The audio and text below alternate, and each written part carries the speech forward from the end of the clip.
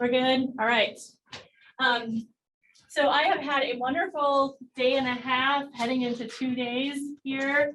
I've met some really great colleagues of yours. I've met some administrators of yours, and I am really wowed by the graciousness of everybody that I've talked to. And I've also been happily surprised at the quality of questions people have asked me. I've gotten some really good, deep, thoughtful questions. So I'm expecting the same from all of you. I just thought I'd put that out there. That was a great introduction. I think, like many of you, I wear a bunch of hats. And I just wanted to point out that some of those hats flow into the content of today's conversation. So I'm a reviewer for community engagement journals, at least 5 of them. I speak at different places. I've run a service learning program for 10 years overseas. So I have some international community engagement experience, working with undergraduate students. I work with graduate students. And you will hear stories and snippets and examples from all the hats.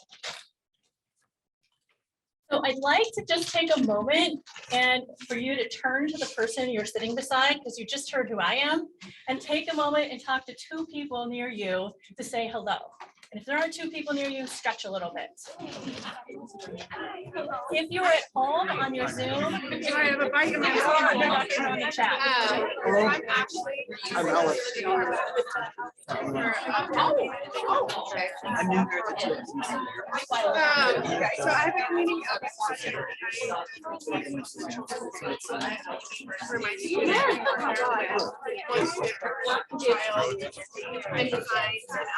specifically all sections about longevity of reviews.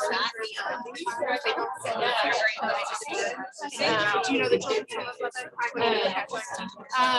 so thinking about how we can refine it and hear it and then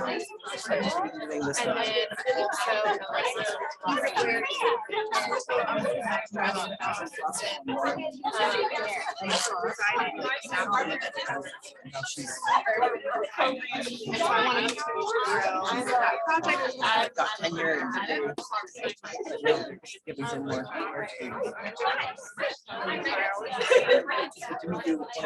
I've seen you in other countries.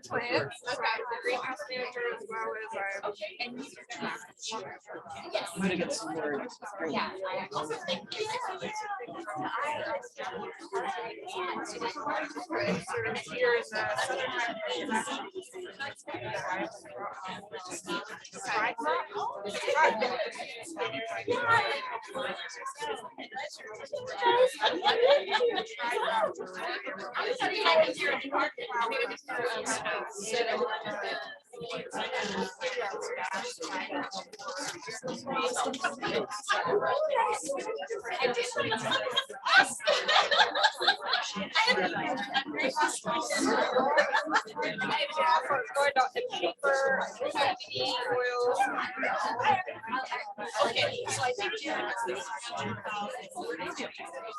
so why is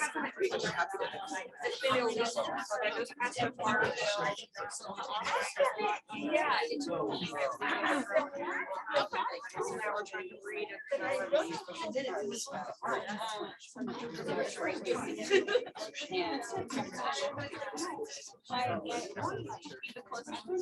Thank you, everybody, for saying hi to your neighbors. My classroom is one of the things that I think in community engagement is to think about ourselves as a community of engagers. And very often at workshops like this, you might sit by someone whom you've never met before. And it's occurred to me it's a lost opportunity if I don't pause for that. Thank you, Kathleen, for introducing yourself on Zoom, and I hope your other Zoom mates start to chime in when you see this big round blue chat symbol on our slides. That means people at home or Zooming in can chime in too. So I wanted to talk to you a little bit about today's roadmap. It's more like the Autobahn than like a usually Sunday drive roadmap. There are a lot of things I want to share with you today, but I do want to let you know that there are specific pauses for me to take questions and answers, but you should feel free to interrupt me, but we're not waiting to the end for questions and answers. That's crazy. And we're going to take a break around 12:30 or 12:40, get up, stretch, take a bio break. So don't feel like you're somehow trapped in the room the entire time and can't move around. I would also say this, and I say this every time I teach, if you are physically uncomfortable, it's very hard to learn. So if you need to get up and stretch and stand in the back and move around a little bit, I do not find that distracting. I would rather have you feel comfortable as you're learning than to feel like there's some expectation that you sit perfectly at a dinner table and not move while we're here. Okay, roadmap. I'm going to talk a little bit about situating your community engaged scholarship. If you see the letters CES on a slide later on the slide, that means community engaged scholarship. And I will talk a little bit more about how I use that word. We're going to talk a little bit about why people do this work. There'll be a chance for you to chime in. We will unpack what this work looks like at the faculty level. I know in the introduction you heard that I've talked to chairs and deans and people in the provost office. I met your president yesterday. All of that is really important, but it's also super important that as you're a faculty, staff, or graduate student, how we talk about community engagement makes sense to you and how you do your work. So we're going to spend some time on that. We'll unpack different types of work that count as community engaged scholarship. And then we're going to transition from some of those bigger picture things into like, how do we get this stuff published? How and where do we write it up? What makes this type of publishing different than traditional publishing? And I'll share a couple tools with you. And we might even practice one of the tools together if we have time. So that's kind of the roadmap. I realize we're going to move a little faster than maybe you'd like. I get that, but we'll have pauses. Seem okay? Seem like that's what you signed up for? I love the like thumbs up people. Great. So one of the things I learned yesterday is that when I walked from the administration building to this building, I walked by a bur oak, which is not maybe on this picture.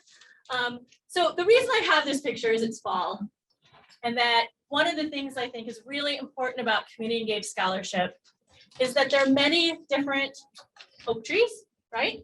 They have different shaped leaves, they have different shaped acorns, but they're still all oak trees.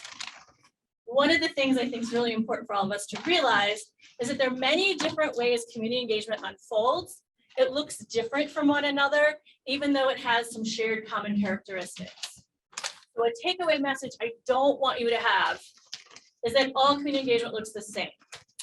Takeaway message should be all community engagement looks different because you're in a different community context, you have a different kind of partnership, but there still should be some things you have in common.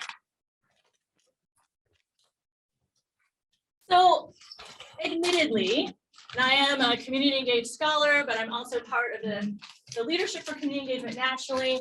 Our language is super confusing. This is not helpful to anybody. Our language has not coalesced. And I just almost feel like I want to apologize on behalf of the field. We are so sorry. We have not figured out a common set of languages. But as I talk today, I'm going to use the term community engaged scholarship as like an umbrella term with many different things happening underneath of that. Here's some of the words I commonly hear about community engagement, about outreach, about engagement, about public scholarship. Are there words that are missing from this list? Are there words you use for your work you don't see here?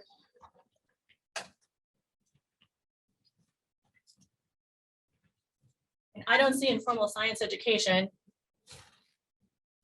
Action research? Action research? Action research for sure. For sure.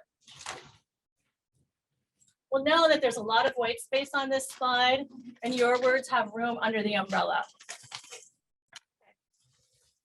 So when I say I do engage scholarship, every single person in the room has a little bubble that forms above their head about what they think I mean when I say that word, right? This is how our minds work. We have predetermined mindsets about things. We have our own definitions.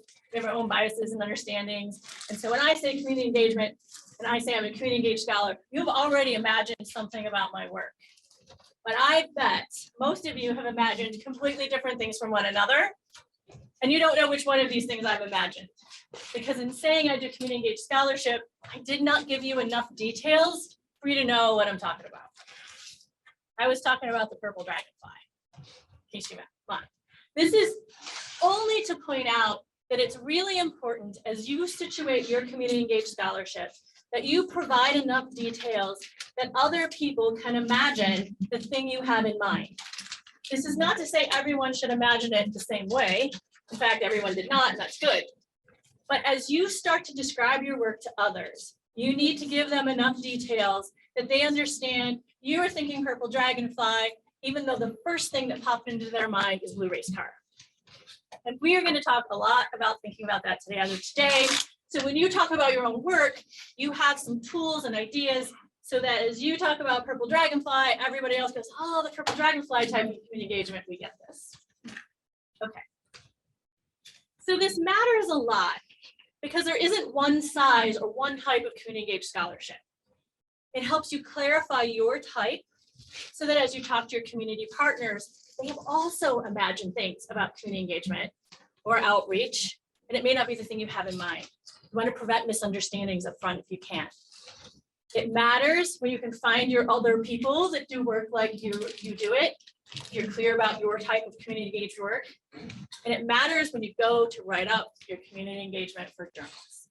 The clearer you can be about your variation and your type, the better off you're going to be at finding colleagues, helping your community partners partner better with you and you partner with them, and doing the things you need to do to be successful here within the academy.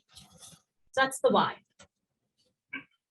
So let me talk a little bit more about confusing words.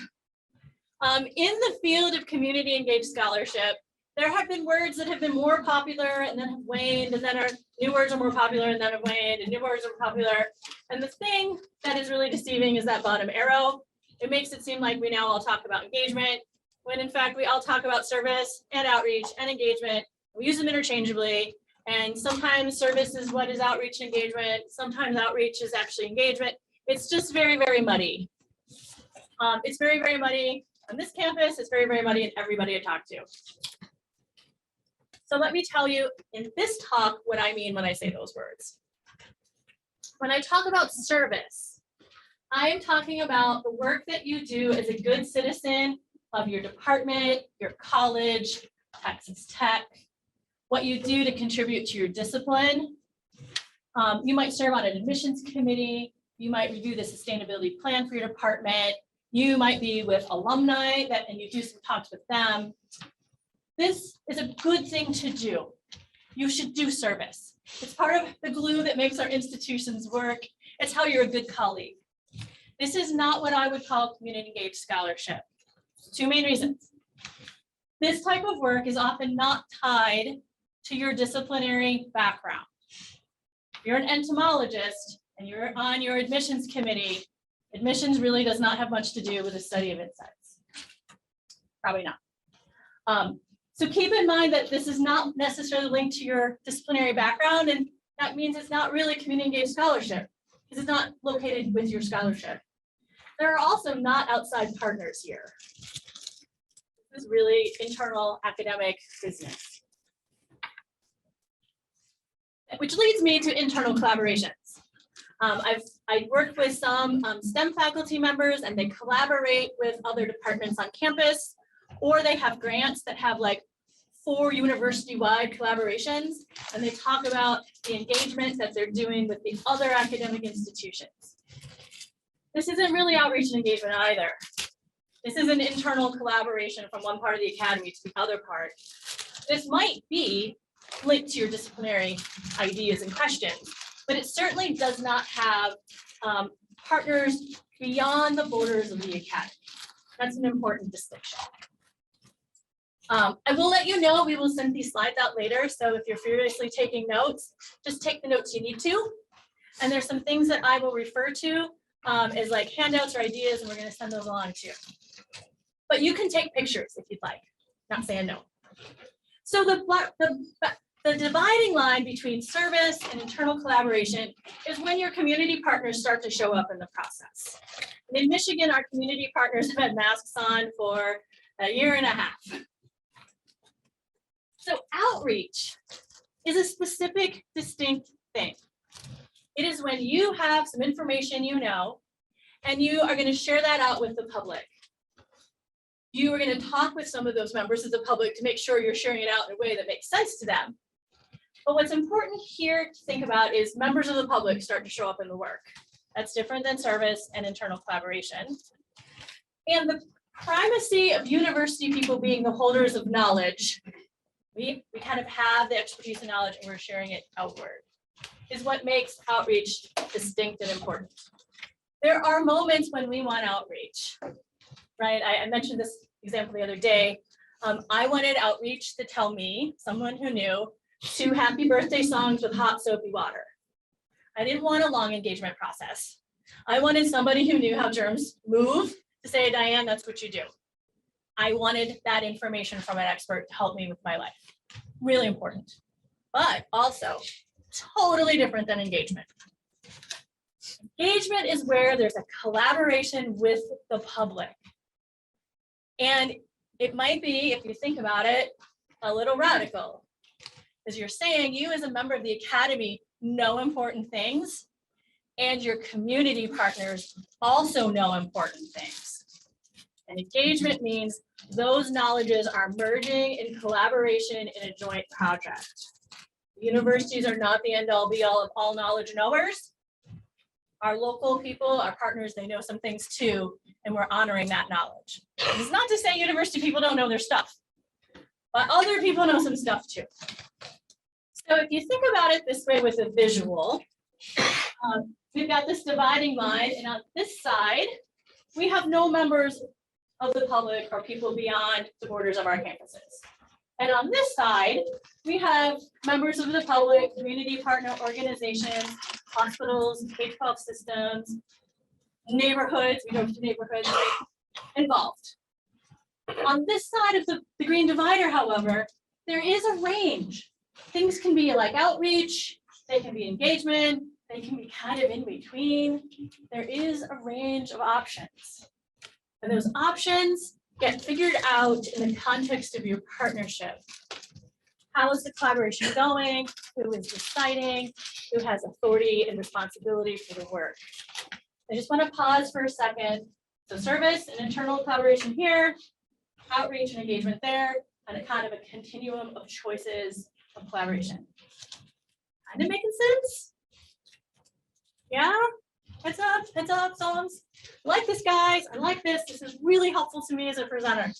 Good. That's the end of the vocabulary lesson. We'll talk about some more things later, but that's like, let's clarify some things. So now, this is actually better. I would like each of you to spend a moment reflecting on why community engagement is important to you. You obviously came in the middle of a Tuesday to a workshop. You have some interest in this. You may have a long-standing passion. You may be slightly curious. What is your why? Why is this work important to you? Take a couple notes, take a couple deep breaths. Those of you at home or at work on the Zoom, you're supposed to be thinking about your why too.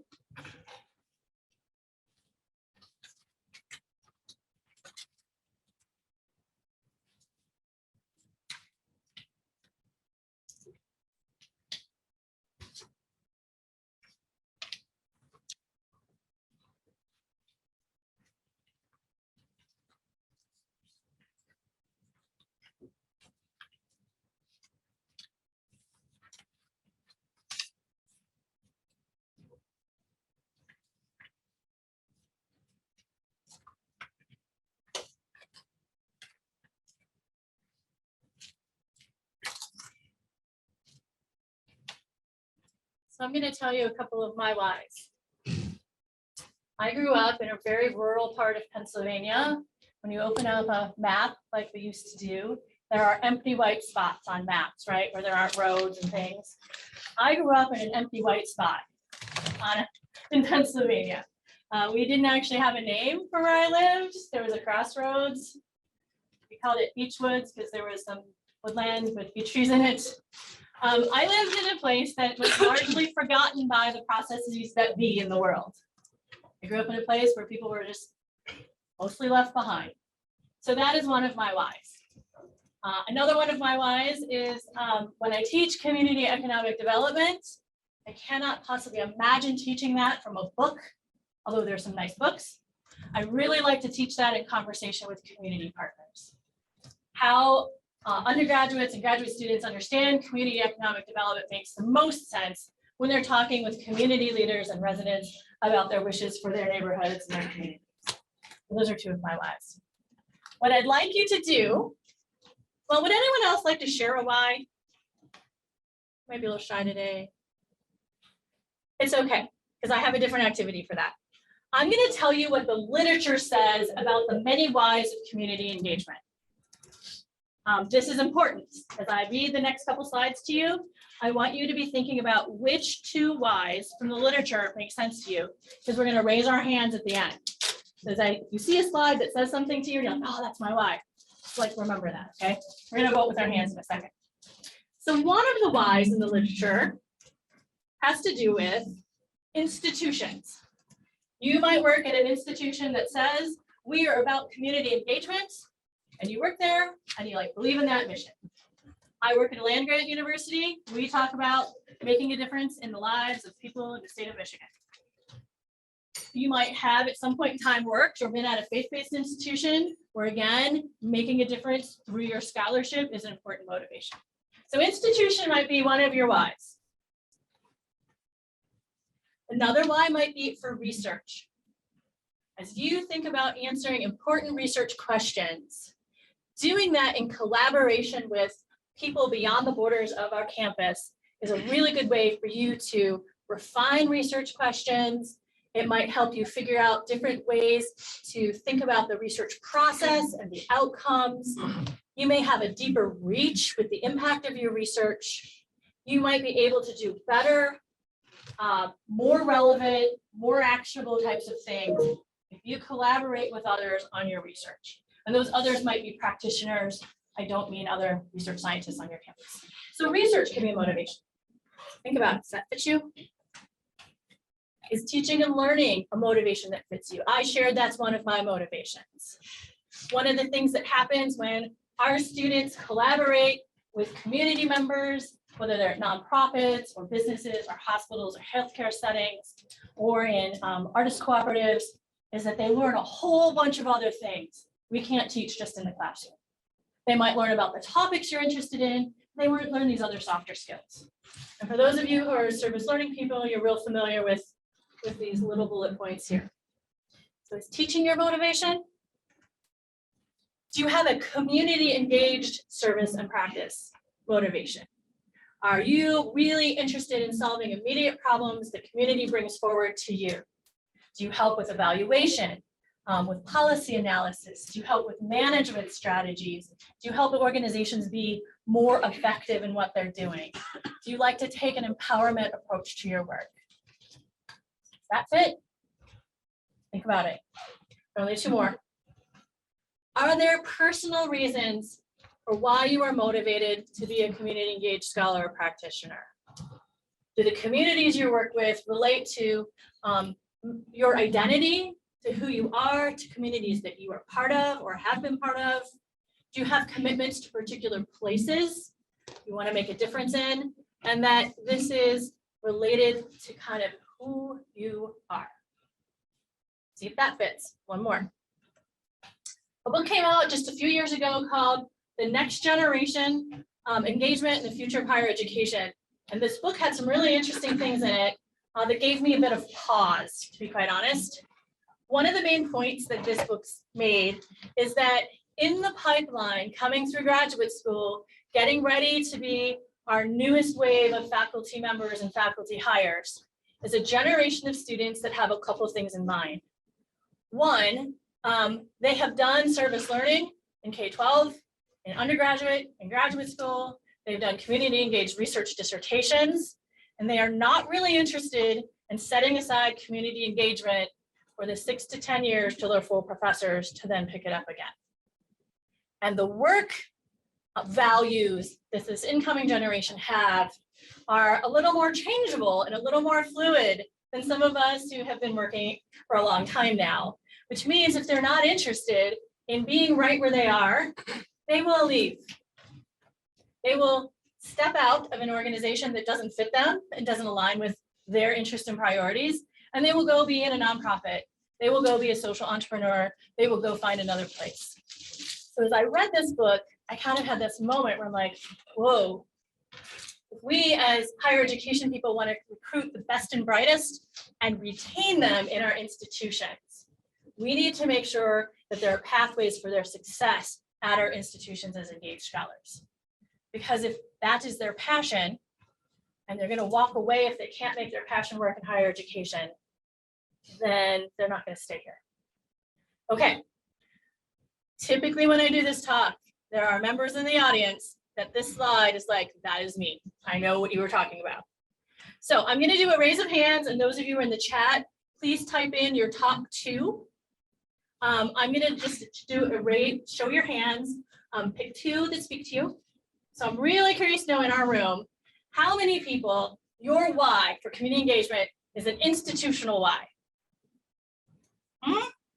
This is kind of what I normally see. How many for you? Because I'm not talking to administrators, right, in a moment. Also, well, anyhow. How many for you are really interested because this is a good thing for your research and makes sense as a researcher? Yeah, okay. How many of you, this makes good sense because of the teaching and learning and your approach to teaching students? Yeah, see, right. How many of you, your motivation is solving community problems through kind of direct types of things that help them out? Yeah. How many of you have a personal reason for doing community engagement? How many of you, that blue book that I showed in your future generation, and this is so deeply personal to you, you can't really let it go for any good reason? How many of you feel that way? Yeah, so that last question, when I started asking this about 4 or 5 years ago, there'd be like one person in the room who put their hand up like this so no one else could see it. I could see it. So maybe there were 2. Now when I ask that question, there's 6, 7, 8, 9, 10 people. And some of the people are like, that's me, my hand is all the way up. I do not feel bad about telling you that. So anecdotally, right, you know, this is not a research project. The number of people who feel this way is growing. So keep that in mind. So other than being like an interesting thing to do at the beginning of a workshop, so I actually know who's in the room or what's important to you, the reason I asked about motivations is actually a really important one. You noticed that not everybody raised their hand at the same time in the same way. You do not have the same reasons for doing this work. Just in this room alone, there are a bunch of different reasons. One of the ways we vary and how and why we do our work is our deep-seated motivation. If you're on a research team, your teammates may have different reasons for coming to this work. If you are a department chair or another type of academic leader, the people that you are leading and you are working with may have a variety of different reasons. It's really important for all of us to know that one reason isn't the primary reason, and to uphold that diversity and richness of reasons. We don't want the research reasons to trample the teaching and learning reasons. We don't want the service and practice reasons to go over and like rough ride over the others. And we definitely want to make sure we have space in the conversation about how and why we do our work, so that those for whom this is a personal thing have spaces to have those conversations and feel held up, just like we hold up our researchers and our teaching and learning motivated folks. Okay. Make sense? It's not? Okay. All right. I'm going to jump away from that heavier topic for a second. So there are lots of definitions for outreach and engagement and reasons why we do those things. The Carnegie Foundation has one. I know that you are a Carnegie Community Engagement Classified Institution. Congratulations. That takes a lot of effort to pull those materials together for that national peer review of your institution as an engaged place. Michigan State also has that. I mean, in their definition, some key things pop out. Collaboration, mutual benefit, partnerships, this idea of reciprocity, benefits going both ways. I love this definition, right? I even like the pretty yellow circly thing. There is nothing in that definition when I wake up at Tuesday and it's a little gray and rainy outside, and I say, okay, I'm going to do my community engagement work. It helps me do my community engagement work, because that's an upper level, big picture definition. And we need those to set the tone and to set the expectations. But those definitions up here have never spoken to me here or in my work. And they are very hard to teach community engagement from these definitions. My graduate certification in community engagement is in its 13th year. You all know this, you learn a lot by teaching something. I have learned a lot about teaching community engagement to a university-wide group of really motivated graduate students. One of the things I've learned is I don't have the teaching materials I'd like. There are assigned readings I do not have, they are not there. They're great definitions like this that does not help a first-year master's student figure out how to partner or what community engaged scholarship's about. So, as a good academic, we made something different to help. We made a purple diagram. And so this purple diagram actually came out of a lot of conversations with graduate students and faculty and people in my program, like how to explain this in a way that's got some practical teeth that we can grip onto. So we're going to unpack this definitional figure because it's a figure that I hope makes sense to you as a person doing outreach and engagement, community engaged scholarship. There's three main elements to this. I picked purple because I like purple. You know, the Dragonfly was purple. You'll see a theme. I did not pick green, even though I work at Michigan State. So here are the three elements, and we're gonna walk through them together. In order to call something community engaged scholarship, whether it's an outreach approach to community engaged scholarship or an engagement approach, it needs to have three elements. Element one, circled. It needs to have foundational scholarship. You need to have some type of theory, conceptual framework, best practice that is guiding the work that you're doing. You do not have that. Yeah, I'll go back. You do not have that. You might be just making stuff up. You might be flying by the seat of your pants. You might be doing the best you know how. You might have inherited a project that was somebody else and you're just trying to like finish it up, but you're not really taking a scholarly approach to your work. You are not grounding it in what we know about what works well. You are not standing on the shoulders of the people who came before you. And you are like not lifting your project up on those shoulders to move that project forward. Community engaged scholarship is like other forms of scholarship you do. We have tenets of criteria and quality that we judge all of our scholarship by, even if you've never thought about it. So these next two slides you've probably never thought about, but actually you're gonna go, oh yeah, that's how we decide if something's solid scholarship. Is it linked to a high level of expertise of some kind? Are you doing it in a scholarly manner, which means, do you have clear goals for your work? Are you using appropriate methods? Are you adequately prepared to do the work well? Even if you're not a community engaged scholar, these are things you do to make the level of your scholarship solid and good and rigorous. Do you document what you're doing? Do you have a field notebook? Do you have a lab notebook? Is it transparent, the steps that you took? Are your learning objectives aligned with the readings and activities that are aligned with your evaluation in your service learning course or your other courses? Do you have significance in the work that you're doing? Number 4 kind of lends itself to asking, is this generalizable? And if you're a qualitative researcher, you can pick a fight with me on number 4 and I will let you win, because I think there's some qualitative research that is very rigorous that may not be generalizable beyond a single context. Is it judged by peer review?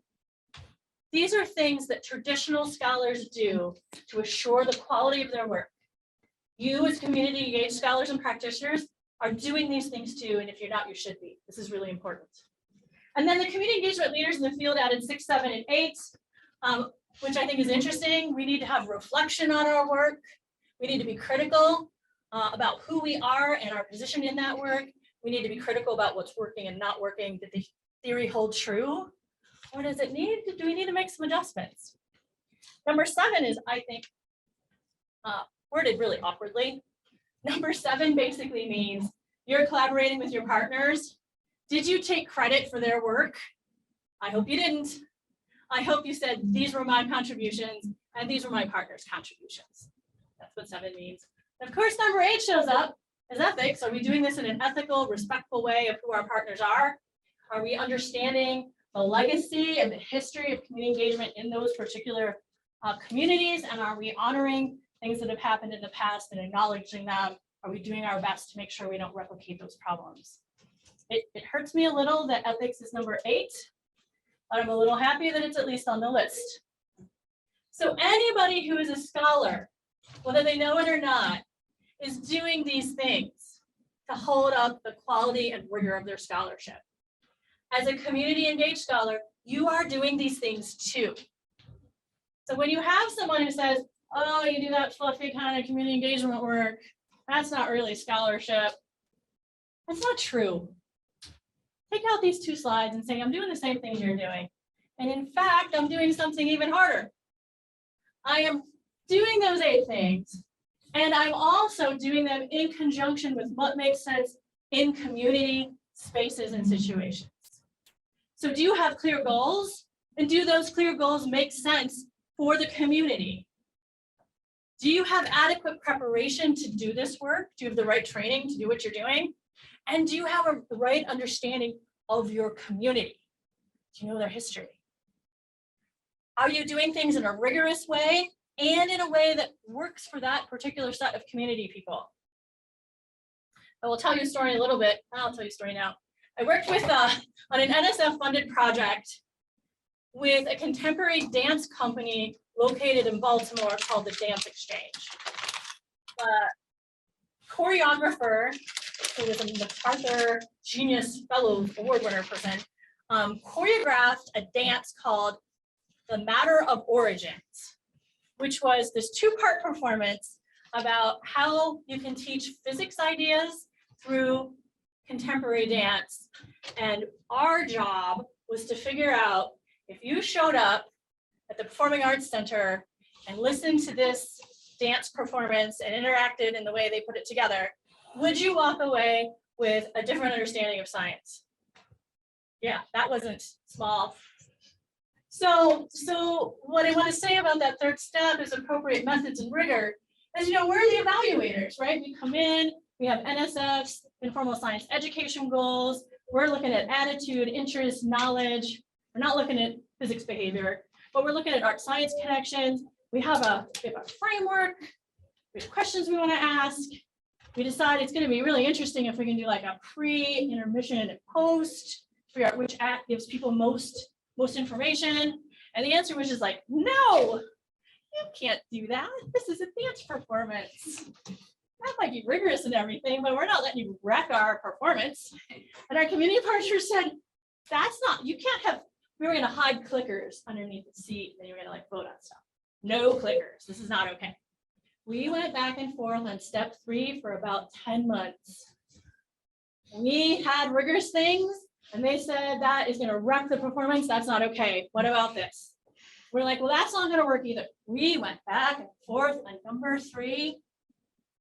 And I didn't know what we were going to end up doing because NSF's not joking about this stuff, right? And then we came up with a compromise where we did actually have surveys in the lobby with costumed dancers that had like these old-fashioned kind of cigarette trays they might have had at intermission, but the surveys had like chocolates and surveys. We did something similar at intermission, and then they embedded the survey in the 2nd act. And there was this like collaborative things people did, and then they like surprise found the 3rd survey, and it all just worked. It took almost a year for us to get through step 3 in a way that was rigorous from our point of view, NSF's point of view, and acceptable from our community partners' point of view. Let me tell you, it's really different than accessing a data set and doing some statistical procedures and publishing off of that. This is not traditional research. It was not for the faint of heart. And I have to tell you, I did not believe that anyone could learn physics concepts by going to contemporary dance performance. I was completely wrong. I was completely wrong. People could tell you that the universe is accelerating at an expanded rate. People could write down their definition of the Heisenberg uncertainty principle. Maybe they knew that before they showed up, but it actually showed up in multiple ways we measured that. I don't know. Sometimes our community partners, particularly in this case, know more about what's going on than we certainly did and how you teach science through movement and through dance. That was a little tangent, wasn't it? So let me go back to foundational scholarship for a second. That's the first part of what we're doing. It's really important you have this before you begin. It's really hard to retrofit after your project. I will say that some of us, maybe many of us, have had to retrofit that foundational scholarship. You've inherited a project. Your community partners have been like, let's do this now. You just jumped right into it. You didn't think about it. But it is so much better to have that foundational scholarship guiding your project. This is why it's called community engaged scholarship. In doing a lot of deep thinking,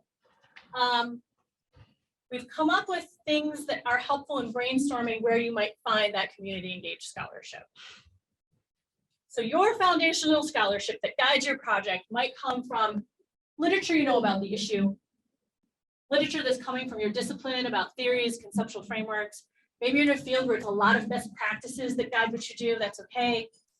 There is a growing scholarship of engagement you might tap into. For those of you who are doing teaching and learning, there's a scholarship of teaching and learning. We call that SOTL sometimes. There is always scholarship around about the population or the community or the context that you're working in. There's scholarship around your paradigm or the methodology or the approach. Are you doing transformative learning theory in what you're doing? There are scholarship around collaborations and techniques. And of course, we know there's scholarship around evaluation and assessment. Community engaged scholars do not have every single one of those kinds of scholarship in their projects. It's not a checklist. This is more like a brainstorming list. As you're thinking about the scholarship guiding your work, are you thinking about where you're pulling these ideas from? So this is, again, a little heady. I think community engagement lives in the examples. That's where the powerful part is. So let me share with you 3 examples. Then I'm going to pause and we're going to ask if there are questions about foundational scholarship and what that means. So this is a community engaged research example. I was on a dissertation committee with a graduate student in community forestry. And she was asked by a nonprofit organization that plants street trees. So like you've got your yard, the sidewalk, that little strip of grass kind of, and then the road. So the street trees go in that strip of grass kind of. They're going to plant free ones for you. This nonprofit organization had a bunch of people saying, I don't want your free tree. Please don't plant a tree at my house. The nonprofit could not figure out what was happening. Who doesn't want a free tree? Trees are great. Trees are really important. And in urban areas, trees are really important for the urban heat effect. Detroit is having climate change effects with really strong rains that are leading to urban flooding. The tree roots help with all of that. Like there's some reasons to have a much healthier, much robust citywide tree canopy. And so to examine her question, it came from a community partner, but became her research question, she drew upon 4 types of foundational scholarship. She was looking at urban forestry, which was the issue in her field. She looked at political ecology and critical race theory, which were disciplinary and interdisciplinary theories that she had. She was using a community engaged research paradigm or approach. And then she used a specific collaboration technique called heritage narratives. This is a qualitative technique where you talk with people to learn about the stories they have in themselves and they tell others about the history of a particular thing. Really interesting what she found out. And not shocking, but good to know. Some of what came out of her heritage narratives were information about the histories of particular neighborhoods in the city of Detroit that have not been written down and no one knew ever. It was brand new information. Some of it I think you will intuitively understand. People wanted a choice about what tree was in their front yard. If you like a nice shiny car, you do not want a tree with berries that attracts birds. If you were an older person, you might not want a tree that has a bajillion leaves that fall and need to be raked up. You need a less maintenance type of tree. And so this nonprofit wasn't really asking people. They were just like planting trees willy-nilly. And for some of the neighborhoods that had a legacy of being pushed around by what felt like city government, this was just completely not acceptable. So this was a really helpful project to look at some different things a nonprofit could do in terms of better practices in working with their community, but also things in terms of education, like which trees would be helpful in which situations. Here's another one. It's a community engaged teaching and learning example. This is in the literature. This is a faculty member that has pre-health students in a class that are doing a photo voice project with family members who are staying at a Ronald McDonald House. For those of you who are unfamiliar, that is a place that you can stay if your child is very ill and needs to have a lot of hospital help and you do not live nearby, you cannot afford to stay in a hotel for a long time. The Ronald McDonald House is a place that families and children can stay right near hospitals. They were very good at pointing out that McDonald's fast food restaurant pays for these houses, and there was a little bit of an irony in there somehow. That's actually in their article. So for their foundational scholarship, they talked about health narratives. That is a thing. You may not be a health researcher, but that is a thing. They talked about the ethics, and there were layers of the ethics, right? You're working with children, you're working with sick children. They were working with families that spoke English. They were working with families that spoke only Spanish. And then there is the technique of photo voice that they worked on. Here's a third example. This is a community engaged service and practice example. We had a group of a social work team working in a low income housing community and adjacent to the university, where they put together one of those weekend food backpack programs. And these are popular around the country. So the idea is that if you are getting free breakfast and free lunches at school, you're pretty much probably not getting enough food on the weekend. And usually there's not one hungry person in the household. The household is usually food insecure. And so the idea behind these programs is that kids come home with a second backpack full of non-perishable food that's enough to give food to the family or the household for the weekend. So they worked on this project. You can see the foundational scholarship came with food insecurity. Because they were from social work, they were looking at program implementation in low-income housing communities. They were looking for effective practices for engaging middle school students. I think you all know middle school students are not like high school students. There's some special things about that age demographic that's important. And they used a process called developmental evaluation. This is an approach to evaluation in the literature where you evaluate a program in its really early stages before you can even do good formative evaluation and well before you would do a summative evaluation. And thank goodness they did, because there were some serious problems with the program that they fixed right away. You're all very smart people. When I tell you what the problems were, you're gonna be like, yep, those are problems. One, can you put 2 backpacks on a middle school kid if one of the backpacks is filled with canned food? Well, that is the smaller problem. The second problem is, who wants to be the kid with the second backpack on Friday on the bus? No one. No one wants to be the kid with the second backpack. This is a program not set up well. So they were able to make some quick fixes. They took the kids out of the situation. No kids had to wear 2 backpacks. Backpacks were packed on Friday and could be picked up by an adult in the child's family, and empty backpacks got dropped off by Wednesday at a community center. And so the food got to the home, but they got to the home without the kid having to be part of it. My point with these 3 examples is that each of them used a different mixture of foundational scholarship to guide what they were doing. And that foundational scholarship helped with the practice of the work, but it helped also with the findings and the impact and changes that needed to be made along the way. Okay, I think I'm going to pause here and just ask, are there questions about foundational scholarship? Does that concept make sense to you? Is that confusing? People are okay with that? How are we doing in the chat? We have some, did I confuse people at home with that? Yes, question. You had said something, and I feel like most of this audience is probably familiar with it, but it was new to me. the Scholarship of Teaching and Learning, Yes, you used a acronym. SOTL, yeah. SOTL, SOTL, is that, Mhm. okay, all right, I Googled it, S that's what I found. small O-T-L. Okay. Yeah, Yeah, so funny. That feels like such an awkward thing for my mouth to say. SOTL, just, and it was awkward as it went in my ear. I didn't Yeah, understand there are it. some campuses I talk to where everybody just says SOTL all the time. Like they say like classroom, they say SOTL. So I just wasn't sure which place you were. So let's just not say those words now. I'll just call it Scholarship of Teaching and Learning, and that will feel better to you and for me. Did you have a question in the chat? Are we okay? The chat's saying that it makes sense and thumbs up. Thumbs up. Thank you, people on Zoom. Okay, good. So Carrie Ann O'Meara. Carrie Ann O'Meara gave part of a talk at the 2012 International Association for Research on Service Learning and Community Engagement meeting. And I was in the room with her. We were on a panel together, and she said this top thing, and I just was like, oh, that's such a good quote. The field of community engagement needs thicker theory and deeper data. To grow our field, we need thicker theory and deeper data. And where are we going to find that theory to grow community engagement? We're going to borrow that from the disciplines.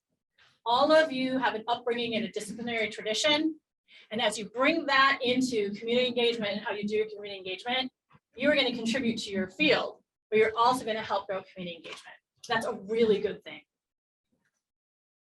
Okay. One of the other things that having good foundational scholarship helps you with is when you write it about it, the foundational scholarship helps you with the ending of your journal article. Now, I'm sure all of you got taught that at some point along the way. I did not.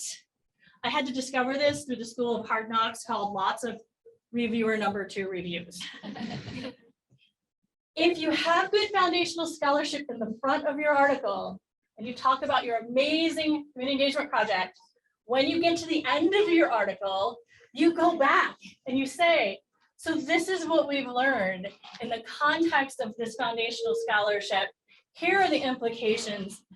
This is the so what, this is the who cares. This is that foundational scholarship did not actually match my community context. I have a couple of things to say about that. Because you're linking it back to that foundational scholarship. It is a helpful way to wrap up a scholarly article.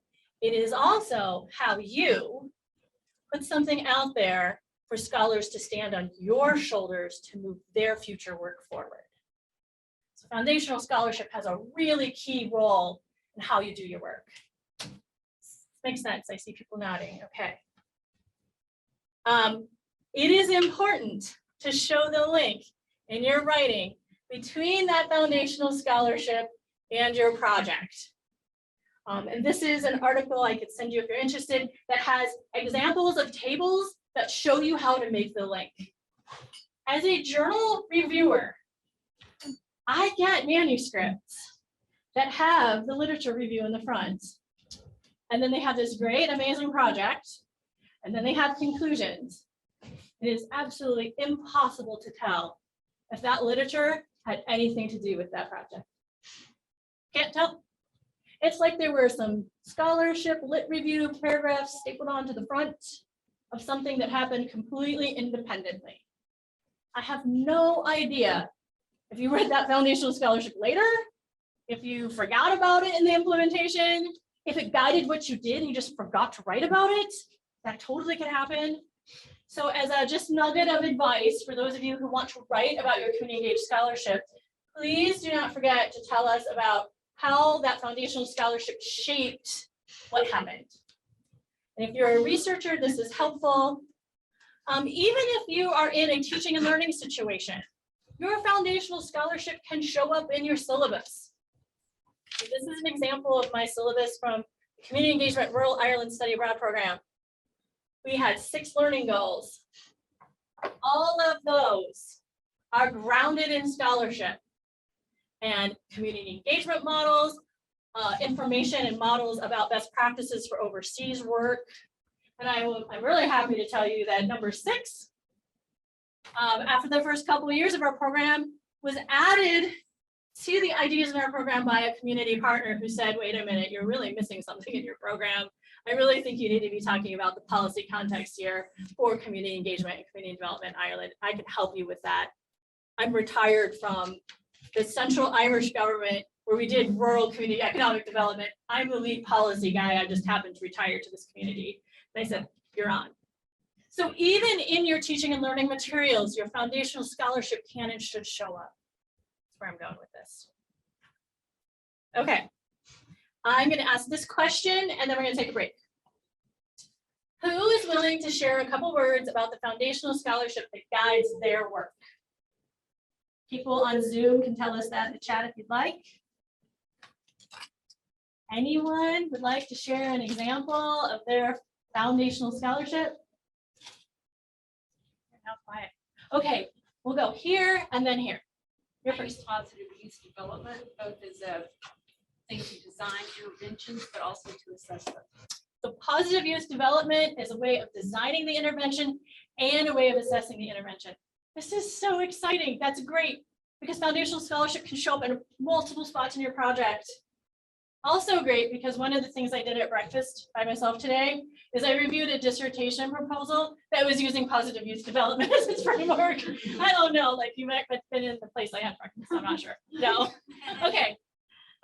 There's two, adaptive leadership, Okay. and the other one is the social change model, 7 C's. Okay, adaptive leadership and the social change model, which has the 7 C's. And I bet those 7 C's influence different parts of what you're looking at. Okay. Thank you for listening to first half. I think we should take, one more. Oh, we had chat. Yes. in the chat, we had a few. It was social support model, Social support model, social learning, and participatory action research. participatory action research. It's always good to hear those words. That's great. So what do we think? A 5-minute break? Let's take a 5-minute break. Come back, everybody. We're going to talk a little bit more and then get right into publishing ideas. So now I'm going to get started again with unpacking the rest of this model. And then we're going to jump down and think a little bit more about how you rewrite this stuff up. So if you've got your foundational scholarship squared away, and part of that conversation has actually been with your community partners about what makes sense to them and what's helpful to them, you actually should think a little bit about your community partners too. All right. So what do we mean by community when we talk about community engaged scholarship? This is a really important thing that you should think about as you're thinking also about writing your work up. We want to make sure that you're thinking very broadly about who community partners are. And there are many different definitions in the literature about how to define community. And I want to make it clear that there's not one right type of community, but there's the right type of communities for your work. Some of you will have partners that are totally different of kind, shape, location than other people. So in the literature, we talk about communities that are defined by geography, by identity, by an interest. There's more of a choice point there, by profession or practice. Our science education people might be working with science teachers, profession practice. Circumstances, you may be working with a community of faith or even a community of kin. That doesn't get talked about quite as much as you might imagine, but we have a geneticist at Michigan State University that was trying to identify a gene for a particular type of inherited hearing loss and partnered with one giant extended family in the mid-Michigan area and found the gene. So that might not be the type of work that you all do, but don't discount that. That might be the perfect type of partner for your questions and how to do your work. I would be in error if I did not point out the fact that there is very often an intersectionality to the identity and to the community identity that we're working with. Many community engaged people work at the overlaps of multiple types of communities. So you might be working with African American women who are doing a cancer screening at a clinic at an urban community center. We're talking about identity and geography. You might have science club students at a rural middle school, like in my town, where we've got people helping them learn about physics. You've got identity, interest, and circumstance. Rural school is the circumstance. You might have retirees at a local Nature Center that are looking at local effects of climate change that come to a really interesting talk there. There's an identity, a geography, and an interest. We could go on and on with this, but the reason I point this out is that our communities are not one monolithic group. Our community partners are not one monolithic group. Within those partners, there are multiple things happening. It's really important to think that through. And of course, there's foundational scholarship related to the population with whom you're engaging. So think about that. I'm going to skip this one for a second. So the reason why community engaged scholarship takes place in collaboration with your community partners, particularly if you're taking an engaged approach, is that your partners know things. So it's one thing for me to say, yes, community partners have knowledge, but let me just dive a smidgen deeper for you and to help us think that through a little bit more. Your community partners may have explicit knowledge, things they can tell you off the top of their head, but they may also have tacit knowledge, things they know from doing and being that they may not be able to articulate right away. You need to, in your partnership conversations, have conversations that help surface that tacit knowledge and that tacit understanding, because that information is often really crucial in how you're partnering. One of my favorite stories about not paying attention to tacit knowledge has to do with when I was about 14. I asked my grandmother to teach me how to make Thanksgiving dinner. And I have like beautiful 14-year-old girl handwriting of all the steps. It's like 3 pages long. And she said, this is what you do, and this is what you do, and this is what you do. Very, very caring and very loving as she did it. I have never made Thanksgiving dinner like my grandma. There were things she did in making Thanksgiving dinner that she just somehow intuitively knew to do, but she didn't know she was doing, and she didn't know to pass that on to me. I think that's really common with certain types of community partners. I think school teachers very often have tacit knowledge of like what works in this classroom this year with this year's 5th graders, that last year's 5th graders were not the same. I think people who work with their hands, I think people who work with animals and plants often have an intuitive type of knowledge that comes from the experience of doing it over and over again, and they don't always know to say that out loud.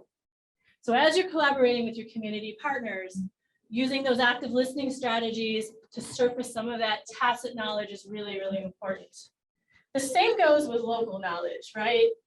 People know things, particularly if they're in a geographic community, about how things work here. This is true about environmental things, but it's true about other things. They might know who like the elected leader is, but they actually may know this is the person who calls all the shots. This is the informal power leader. You want to know that. You want to know, like where I live across from a former farm field that now has a few houses on it. There is one part of that that floods every spring. And by flooding, I mean a spot the size of this room that's deep enough that has like ducks living on it for a while. This is not like a little bit of water, and it stays for like 6 to 8 weeks. This is not where you should put the foundation of the new house. I know that because I live there. The house builder who came from far away and the homeowners who came from far away, they not so much knew that. So local knowledge should not be disregarded in many different ways. There is also indigenous knowledge held in our tribal communities and indigenous populations around the world. And it's really, really important if you are partnering with those groups, 1, to get extra training, but 2, to be really thoughtful about the fact that entire knowledge systems of what counts, what makes sense, epistemologies are profoundly different than Western ways of thinking. And that if you're doing community collaborations with partners that are very, very different from your background, it's really important to do an ethical, respectful job. And there is also practitioner knowledge. So this is the things people know from their jobs, from the work that they do, from how they perform their work. Again, sometimes this is tacit and sometimes this is local. These are not mutually exclusive slides. But it's really important as you're collaborating with people that you listen deeply enough to surface these types of knowledge and wisdom and understanding, to uplift and affirm that your partners have these things, and to have them come in and flow into your partnership. So we just spent a lot of time on foundational scholarship, but I really want to make sure that we don't short shrift community partner knowledge in the process. Particularly if you're taking a community engaged approach, these two things need to flow together. And you need to find facilitation techniques and listening techniques to like listen your way into understanding what your partners know, and have that shape and shift what you're doing in your collaboration. And this sounds so easy when I say this, standing up here in front of all of you. This takes time and effort. My example of the dance exchange, you know, talking to the choreographer, I wanted to know what the learning objectives were for different stages of the dance, right? There are different elements of physics she was trying to show.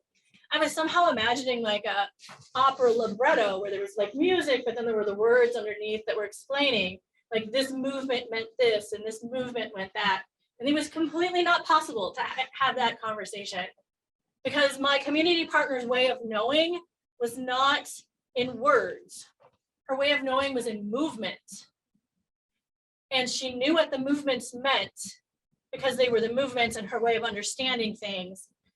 But they did not immediately translate into like an annotated, this phase of this dance means this. And that was really good understanding for me to figure out. We eventually got there. My community partner was very patient. So one of the three key components then, you have foundational scholarship over here, you have community collaboration that's swirling through everything you do, and from that collaboration come two kinds of things. One of those are scholarly academic products, and one of those things are scholarly public products. It's really important in community engaged scholarship that what comes out of your collaboration has this piece here. This is a key element of being community engaged. That pieces come out that are important for practitioner and community partners, not just for you as an academic. We're going to spend a lot more time in this presentation about the academic pieces, but I really don't want that to be at the expense of you understanding that you have to have the public pieces. And I've had some interesting conversations in the past day and a half with your colleagues about what those public pieces might be. And I feel a little terrible because I have to tell them that it depends answer. And I hate that answer when I'm asking a question, but it's actually truthfully the best answer to that question. It depends on your project, it depends on your partners, it depends on your discipline and field. So what comes out of your collaboration could be teaching and learning activities, it could be a curriculum, it could be a day hunt, right? It could be an intake decision tree if you were in clinical practice. My entomology student, one of her public products was a newly cultivated planted field with pollinator plants that bloom at different times. My hunch, making some assumptions about who's in the room, your natural public products are not a cultivated acre of land in here. That would not match most of you. But that certainly matched her. So the list of things that can go in public audiences is pretty vast. I have no master list. If I did, I'd give it to you. It's useful to talk about these up front with your partners. It's useful to think about the dynamic between your academic products and your public products, and your academic products and your public products. There can be a relationship between the two of them. They can have pieces that move back and forth, even if the language is slightly different. Here are examples of academic products. I think the fact that you're in this room, you're probably really familiar with these things. These are the things we put on our resume and talk to our department chairs at annual review about. These are the things we fret over. And you can see on your left side how those get peer reviewed, which is one of those elements of being a scholarly thing. Here are some public products. Here are some things that you might do. Again, not the whole list, because there is no whole list. And there are opportunities sometimes to have those peer reviewed. Don't be shy about that. That's helpful. You might get an award. A grant for your community work or community pieces is a somewhat form of peer review, depending on how they do that. Your public product should show up on your resume or CV. These are scholarly pieces you've put together based on your scholarship. They just need to be in a different section than your academic pieces. Oh, and then Professor Marquez Reed. Okay, slight tangent. Someday I might meet this person. I have not. I've just stalked him on the web. So one of the things that's tough about being an academic who does community engaged scholarship is when you put your materials together, you never see the wholeness of your project. The academic pieces show up here on your CV, the public pieces show up here, and they all get cut into these little pieces and put in these little boxes, and you never see the whole project as a whole, right? This isn't really how we organize stuff. I find it eminently frustrating. On his webpage, he's done something totally different, and I'm like, I like you for this. He has a project, and per project, he talks about the products he's made from that project. So project 1 here has a journal article. He's a smart man. Every project has a journal article, and it's always first. Journal article, journal article. But then he talks about the public products that have gone with it. Policy brief, video, blog post, video, web link, podcast, book. You can scroll down his webpage, and you can see as a community engaged scholar how he has shown every project he's done and how he has unpacked the academic pieces right beside the public pieces. Thing to think about. Okay. So let me recap the purple diagram for you. If you don't have foundational scholarship, that's missing. It is not community engaged scholarship because you're flying by the seat of the plants and making stuff up. Can't call it scholarship. Please don't do that. It actually wastes time and effort with your community partners too. That's not good. If you don't have community partners, this is called traditional scholarship. It is not community engaged. If you have community partners and you do not work hard to listen to them, if you do not think about their knowledge and their expertise and flow that into your work collaboratively, you're ignoring them. That is also not ethical or respectful. You should not do that. And anybody asking you about your community engaged scholarship should ask you, how did you listen? How did what your partners say shape your work? You should be able to answer that. If you do not have pieces that are for academic audiences and public audiences, it means you're doing a lot of activity, but you don't have a lot of accomplishments. If you're on the tenure track, if you're a graduate student looking for a faculty position, it is important to have activities, but it's also important to have those accomplishments that you can show. So it's important to take the time and effort to do this part of this diagram. We're going to talk about that part as we go through the rest of today's presentation. So any questions about the purple diagram? We got the purple diagram, 3 parts. Good. Okay. A little easier than the Carnegie community engagement definition of your. I like that. I'm not disparaging that. It's just a different kind of thing. So I'm going to talk to you about this middle. No one called me out because you're very polite. We didn't talk about this in the model, right? So let's talk about that. There are different types of work that count as community engaged scholarship. We did touch on it when we did motivations. So I'm going to move through this a little bit quickly, partly because I'm getting a sense of what you guys do in the room, and I think that's really good, and on the chat somewhat. So there are five main types of community engaged scholarship. Community engaged research is one of those types. Community engaged research is where there's a research question or maybe evaluation question as the driving force of what you're collaborating with your partners about. Community partner voice is shaping that. You should have IRB approval for that work because you have human subjects being part of your research process. And this is also on that continuum. It can be a little bit community engaged research to a lot community engaged research. That gold standard is community-based participatory action research at the end, but actually there's steps before that that are a little bit engaged, and if that makes sense in your context, that's okay. Let me be clear about what community engaged research is not. It is not when you show up in a committee setting and do some research and you're there. You have no partners, you have talked to nobody. That is not community engaged research. Please do not use that word for that work.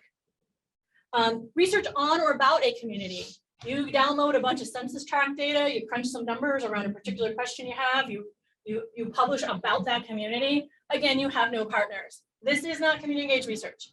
Do that research, don't call it community engaged research. If a community partner has said, hey, can you do this project for me? And then never talks to you again, you do the entire research project and you hand them a report later.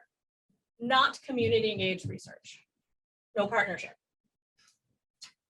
Research about service learning, research about, oh, let's say my project, what faculty members say in their promotion and tenure forms about outreach and engagement is not necessarily community engaged research. I had no partners. I was studying about the thing, but not in partnership. You need to make sure you have partners that are part of your process. So here's the stretch. The stretch for researchers who are community engaged researchers is that you want to be rigorous and you want to have community partner voice in what's happening. And there is that stretch and tug of war to make sure you're satisfying both things. And you heard my story about the 8 or 9 months it took to get the research methodology sorted out with the dance exchange. That is how you maintain the rigor and the community partner part. That's the stretch for research. Second type is community engaged creative activities. This is for our artists in the group. This is for people from theater and music and design, people who do sculpture and studio art. These are for our spoken word artists, our film and documentary artists, people who do multimedia and exhibitions. This is an important thing because they're similar to research in that they are co-creating something that did not exist before with their partners. But the co-discovery is not about a research finding, it's about co-creating a piece of art that did not exist before that collaboration. So to be clear, community engaged creative activities are not, I'm the artist, I make a piece of work, I plunk it in a local park, right? That is public art. There was no collaboration or partnership there. I made the whole thing by myself. Same thing about making a play or a poem that addresses topics that are socially important. But I do all the writing and I publish my own book. Someone actually gave me a piece of published poetry like that recently. It's not community engaged, it's about the community, but no community partner voices were in it. Same thing about, I have this with some of my graduate students. They tell me, I did this project. It is both community engaged teaching and learning and creative activities. Tell me about that. And they just like made it pretty. They literally like added glitter or wittiness or lots of pretty graphics and like, that is not what we mean by community engaged creative activities. Make everything pretty in the world you'd like to, but that doesn't mean you're a collaborative artist. Please don't say that. Add glitter in your own home. So the stretch for community engaged creative activities, right, is that most people have spent so much time honing the craft of being the artist they are. And that's a hard pathway, right? Our artists really work hard to become where they are because there's so much pressure for them not to do that kind of thing. And yet, as they bring community partners into the creative process, some of those partners don't have the same level of mastery. And so you have to kind of either help them grow in skills, or you have to kind of step back a little bit on your own expectations for yourself as you do that. But you can maintain the beauty of the process with them. Type 3 is community engaged teaching and learning.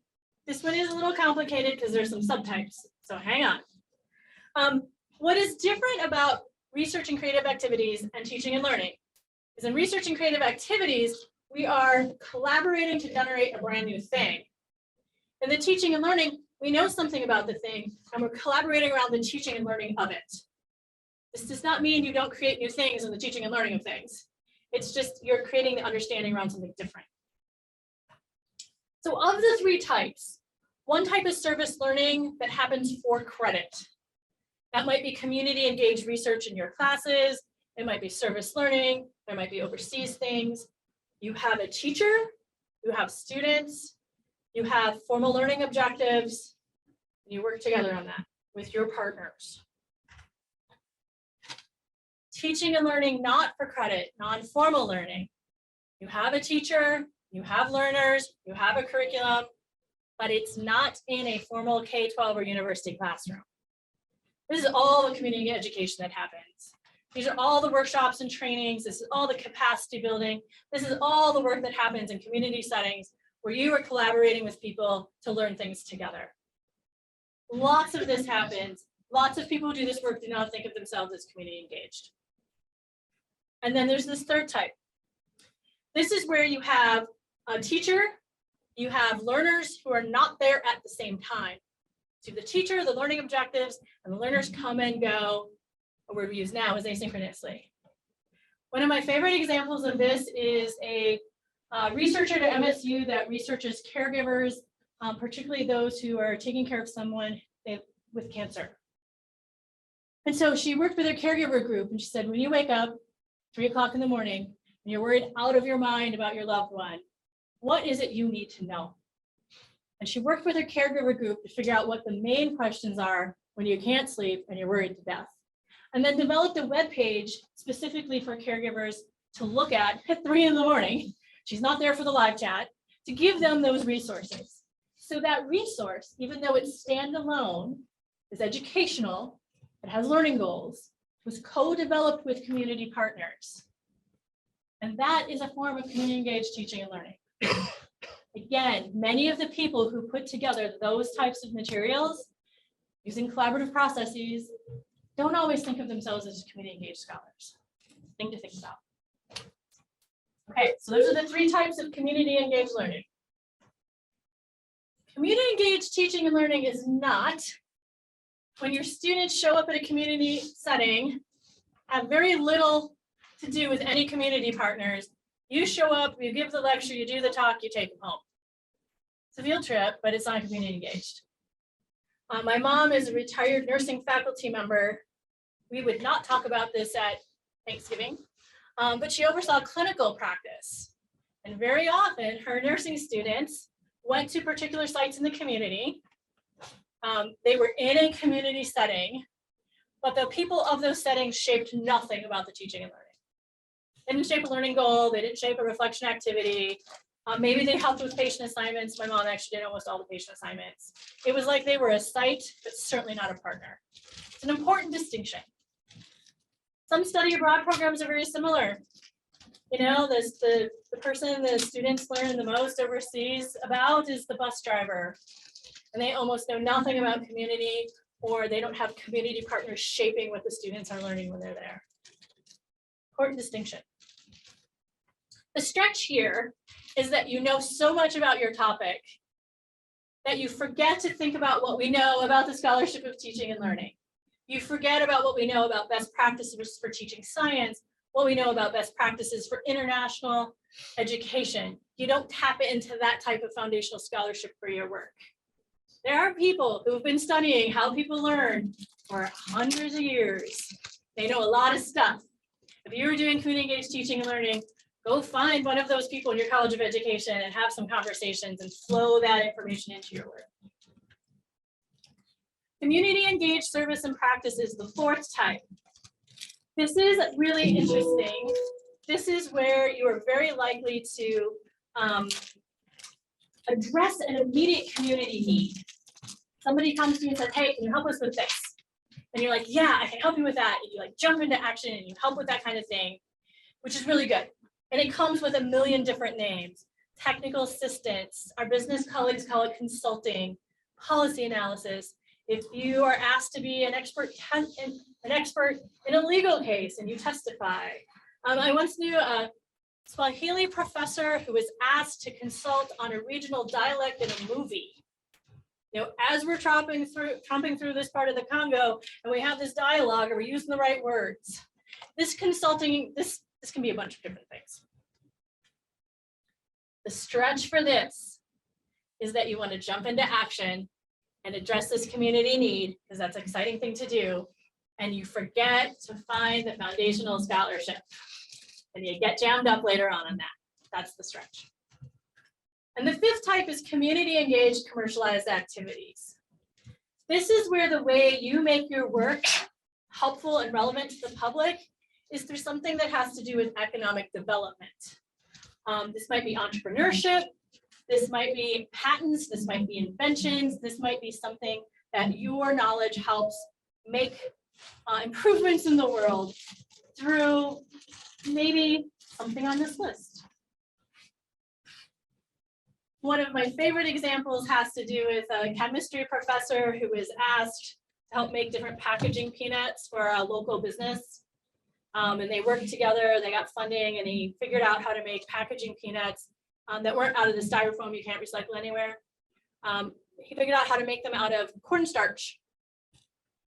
So you just dump them in the sink with some water and go away. And they're structurally sound. That was conducted in partnership with that business partner to make sure they were structurally sound for what was being shipped. But the way that chemistry professor could make his knowledge improving places had to be through this invention. So I think sometimes when we talk about community engaged scholarship, this fifth category is often downplayed because it's not common for a lot of us to do this kind of work, but I don't think it should be downplayed. For some people in some fields, this is the most natural thing to do. Okay, I said those as they were very separate things. They are somewhat separate things because you have to think about the foundational scholarship that goes with each of those things. Research foundational scholarship is not the same as teaching and learning scholarship. The foundational scholarship that goes with service and practice isn't the same as commercialized activities. So you do need to know your type. But many of us are working at the integration of those types. Your community engaged teaching and learning helps you discover a new research question.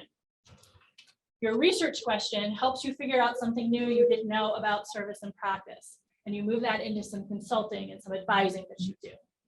So I don't want to be naive as I'm talking to you to say, these are 5 separate categories, pick your category, stay in your lane. You should stay in your lane, kind of. You know, there's that dotted line and you can pass if you need to. You know, it's okay. Bring some of these together. And in fact, in some of the work that I've done at MSU, some of the faculty that do the most engaged work most of the time work in their integration spots. They pull together the different aspects of their work and have them each inform one another. And that may be a strategy to think about. Okay, let's just pause for a second. Who would like to tell me what type of community engaged work they work on, or if they work at an integration spot? And people on Zoom, you can chime in too. Anybody want to tell me which type that you're involved in, or more than one type?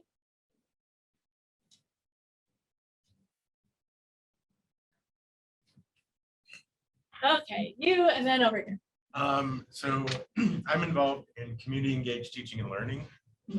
And I just got a grant and I'm starting a civic leadership academy for students here on campus. Great. Next spring. And so this is making me think about a lot of that. And so Okay, good. with the teaching and learning part, but I can see bits and pieces of almost all of those that the intersection. That could be in the intersection. So great. Community engaged teaching and learning about a student leadership academy. This is great.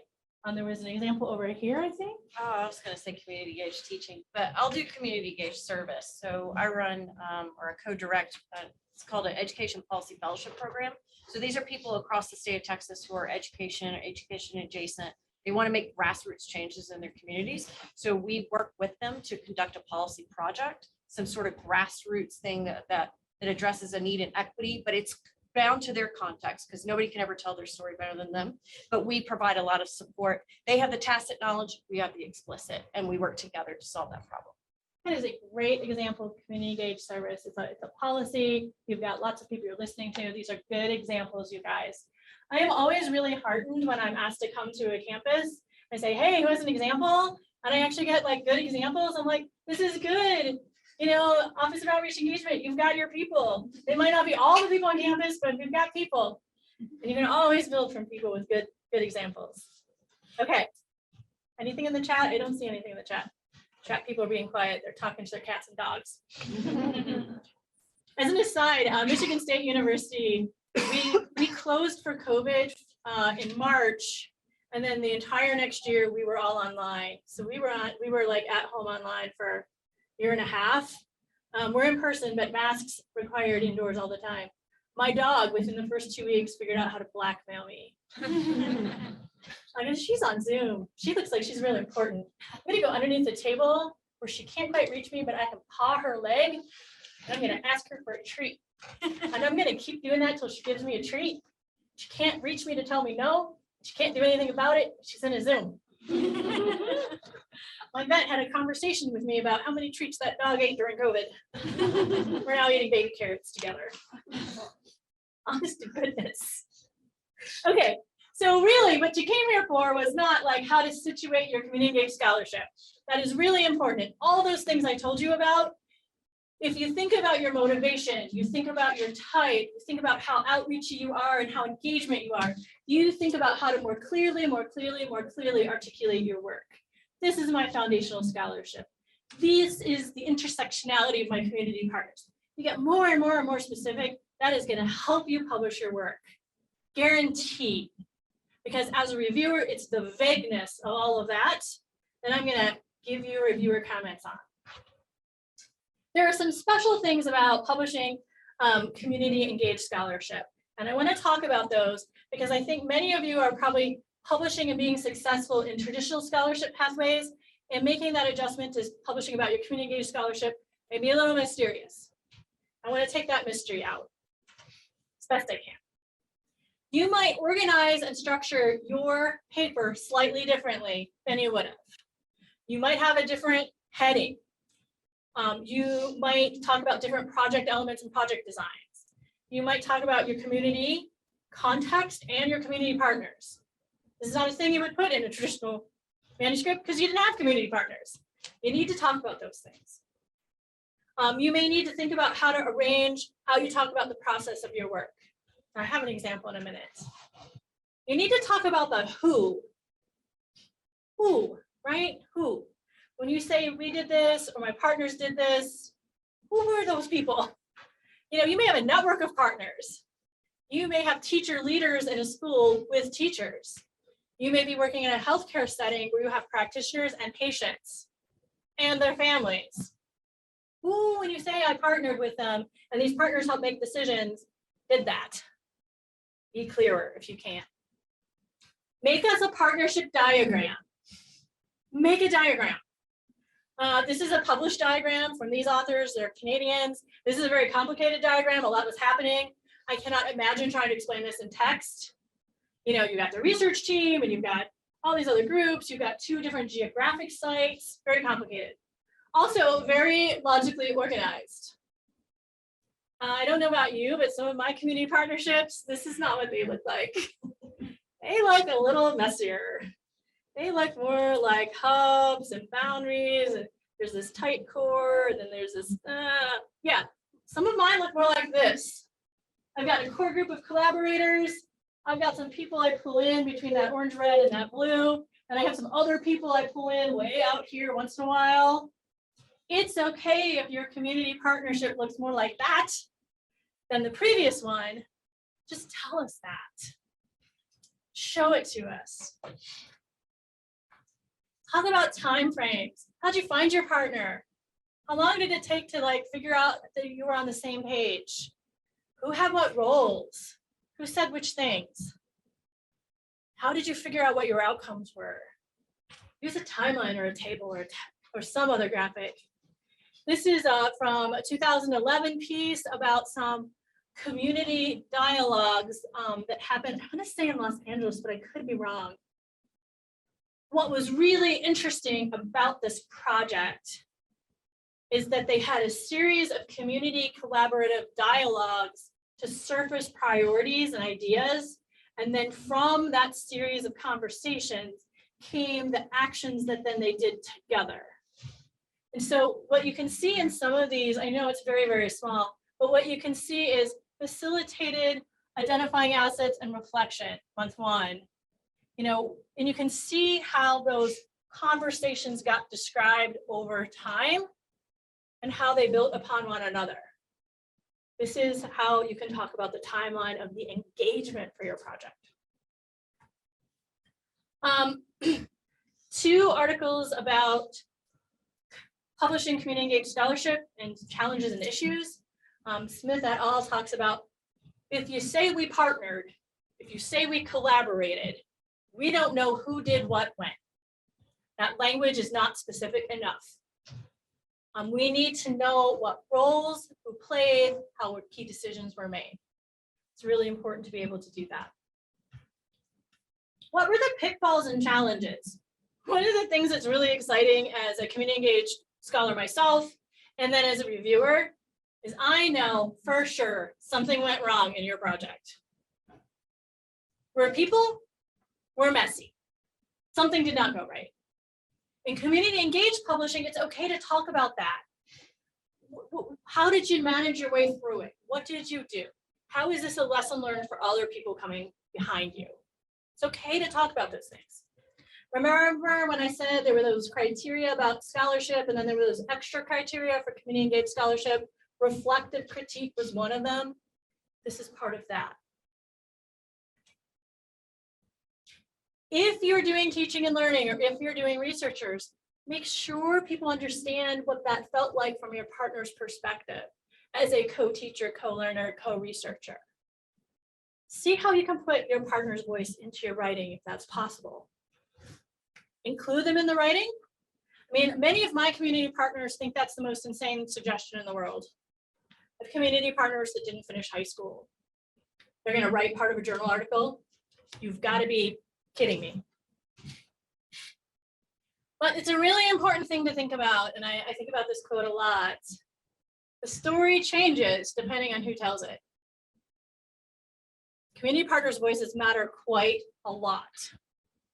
And so as a community engaged scholar, thinking creatively and strategically about how their voices can come into your writing is an important thing to do. They may be listed as co-authors. This is the Flint Water Community Narrative Group. This is published in a peer-reviewed journal that has an impact factor rating, right? They might be really helpful to you in writing or drafting out the introduction. This is how our partnership started. They might be helpful in saying, this is who we are as partners, that part, or this is about our community, that part. They might be really good about like, this was my role. This is what it felt like to be a co-researcher or a co-teacher. They might be able to be really good at contributing to, so now that we know these things, here's what this means for our practice. You might write, here's what this means for theory. Here's what this means to other academics. They might be really perfect at saying, here's what this means for us as community partners. Something to think about. This was a book project I was part of. This is a different way of thinking about community partner voice. This had to do with the Ireland Community Engagement Study Abroad program. And I know the writing's a little bit small. This is a book on this side. And what you see over here are chapters 5, 6, and 7. For every community engagement study abroad project in this book, there were 3 chapters. There was the faculty member chapter, the student chapter, and the community partner chapter. Every community engaged study abroad project had all 3 perspectives talking about the same project from each of their perspectives. And they were lifted up as 3 separate but equal perspectives. If I ever get to write my own book about community engagement, I'm going to do that. Here is a tool that helps you think about writing with your partners. Interesting that you can write an article about writing an article. Just thought I'd point that out. So this is a question this is a question I have. This is one of our last main points today. I'm gonna guess that in Texas, we do not have ferns. Is this true? Yeah, no, people do not have ferns. Okay. Do people know what ferns are? Somewhat. Okay. Has anyone eaten one of these ferns before at a fancy restaurant? Me neither. I can't even imagine doing that. This is a thing people eat some places with butter and garlic, which I've noticed is what they put on everything they're trying to get you to eat, just because they're trying to get you to eat it. Okay. So you have listened to me a whole lot. I really have 2 more things to tell you about. This is actually one of my favorite things to talk about.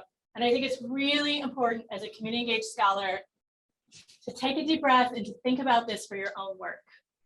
You spend an incredible amount of time with your community partners. You work on trust building and on listening.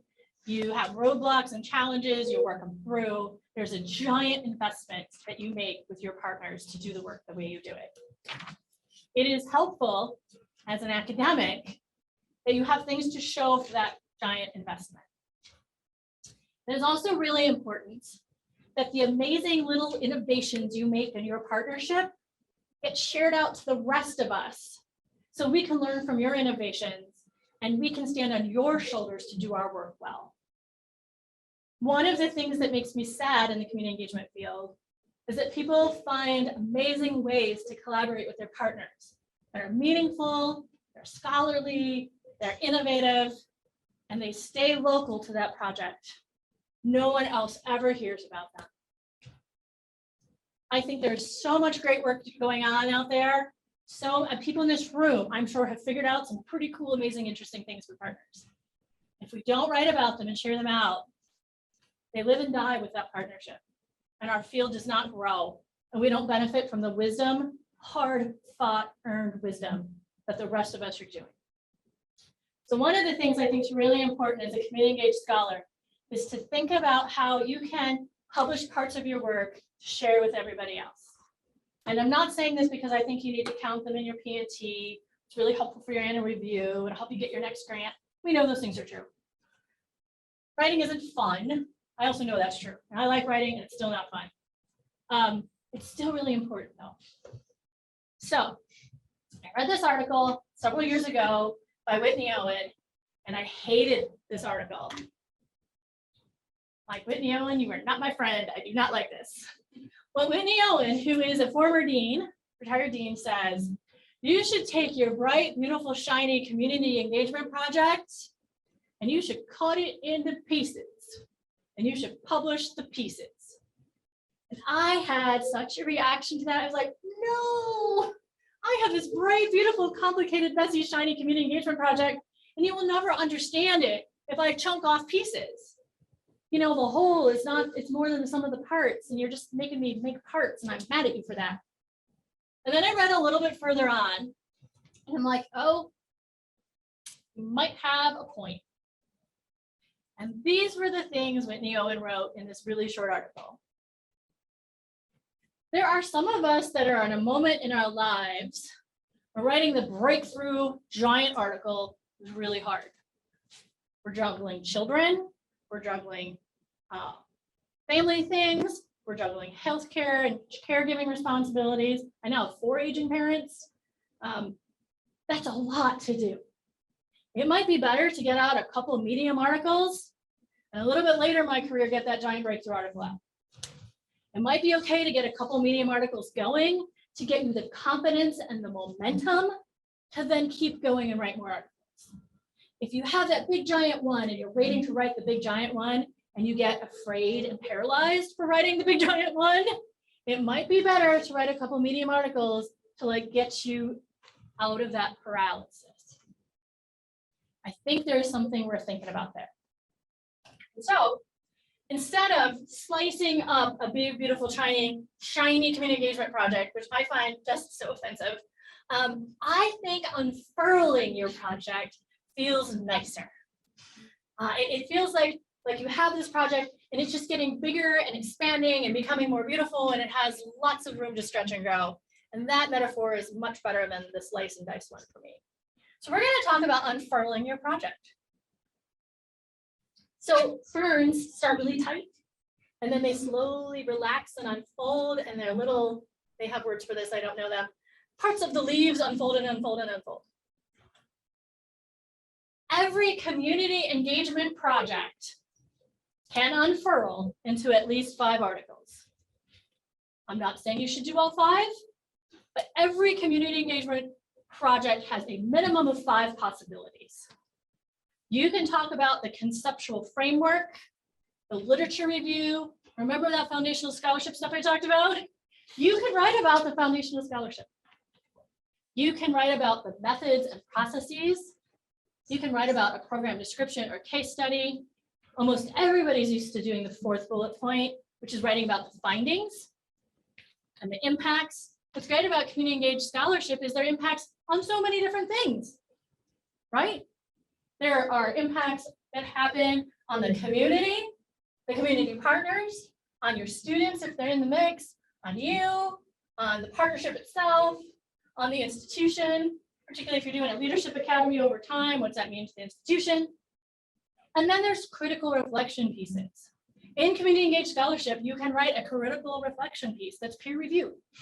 And in fact, in that dance exchange project, I didn't really say to you that for every person in the audience, we got a pre, intermission, and post paper evaluation mailed to us in giant boxes that we then inputted and crunched the data. And that dance was performed in 5 different parts of the country on 4 or 5 nights at every part. You know what those boxes started to look like in my office. We wrote the reflection paper first, because I could reflect on the process of collaborating with the National Science Foundation program officer and a genius choreographer on little me and my research team, and talk to you about the lessons I learned about collaboration well before we had all the data in, because that took longer. So I made this worksheet. As you're thinking about unfurling your project, you have some key decisions to make. And the problem with a table, most people are going to read it from, this is right to left. This is a messy table. You're going to read it from left to right, right to left, and start in the middle and go back and change some things. So these probably should be like dotted lines, knowing there's a lot of movement. Brainstorm some topics. Decide if your piece is going to go in a disciplinary journal or an interdisciplinary journal. Decide if in that disciplinary world, is it a research journal, a scholarship of teaching and learning journal? Are you putting it in a methods journal? Are you going to put it in something about community engaged scholarship in your field? Some fields have community engaged scholarship journals, some fields do not. Or you're going to take this interdisciplinary community engagement route. Think about the type of article. Think about where you might take it in terms of your academic products. Is there a conference this is going to? Is it going in a journal? Are you doing a poster presentation? Think about your public products. What is coming out of your project that's helpful for your partners?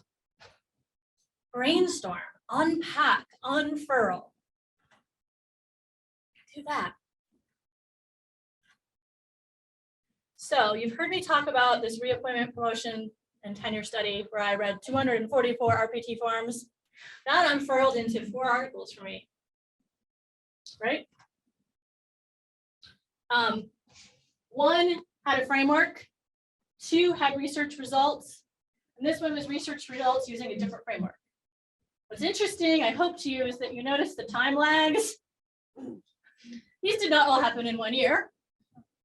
However, the top 2, the first one was published in December and the second one was published in January, and they were published as like mates. They just crossed a year. This is from an article written by Nancy France. She was at Iowa. Her article is really, she has an overall article which is really interesting. She talks about going up for promotion and tenure as a community engaged scholar and not making it, but being allowed to go back and resubmit a couple years later. This article overall is about how she managed to reframe and redo things. She does not use the word unfurl, but one of the things she figured out how to do was to unfurl and talk about her whole package of work together. Kind of that Mark S. Reed webpage way. I did this one project, all this came from it. Here's the impact. Did this another project, all this came from it. This is just part of what is in her journal article. It would be slides and slides and slides. Here are 4 things from hers. What's fascinating is you can see different types of journals. So this is like a methods journal. You can see some are reflections, some are research briefs. You can see that some are in her field, some are not. You can mix and match, brainstorm, unpack. She also has this really great piece in that talks about unfurling the public and academic products. Again, this is just a snippet of hers where you can start to see the different audiences, and you can see academic audiences, and you can see her public and practitioner audiences for her one project, how much she unfurled from this. Our Trouble with the Trees example of community engaged research in Detroit about who doesn't want a tree plopped in their yard without their permission. By the way, I think that's all of us. This is what came out of hers. She has a dissertation. She has a graduate portfolio from my program. She has 2 journal articles. Unfurled kind of like this. You can again see there's disciplinary research and an interdisciplinary piece. You can see her places that she's publishing. One of the things that happened to her, she has this page in the Nancy France kind of way, is her research article, the first one, got picked up by the New York Times. And from that, the public parts of her work exploded. She was interviewed on Science Friday on NPR. Her work showed up in 3 continents and 3 different languages about the findings of the trouble with the trees. She kept track of all of that. That is not necessarily outreach. She didn't partner. In fact, it was pretty much totally out of her control, other than responding to requests from the press and the media. But from her one project, she kept track of all the places that showed up. All the times it showed up in like science-related communications. So that when she talks about her one project, the scholarly pieces that came from it, the pieces she made for practitioner audiences, and then the pieces that turned into science communication pieces, she can talk about her whole bundle. Not everybody has that happen to them.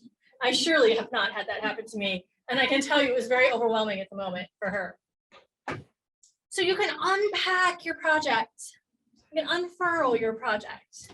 It's really easy to do this with somebody who's a buddy of yours to help you talk back and forth on the unfurling. It's not just on you by yourself. But I would really advocate to every one of you who are community engaged scholars to think about how to unfurl your project into more than one academic piece. We're not going to take a moment to do that because I want to talk about one more thing and then have questions and answers. Unless there's a question in the chat, are we okay? We're good. Good. All right. So I have some materials that I think will be sent to you later. One material is a blank worksheet. I think I sent this one too. That's another blank one. And I sent you the journal articles that match those. So if you look at these later and like, what is this piece of paper for? You can see why. As a reviewer of journal articles of community engagement, I would like to say that making that explicit link between your foundational scholarship and your project, so important.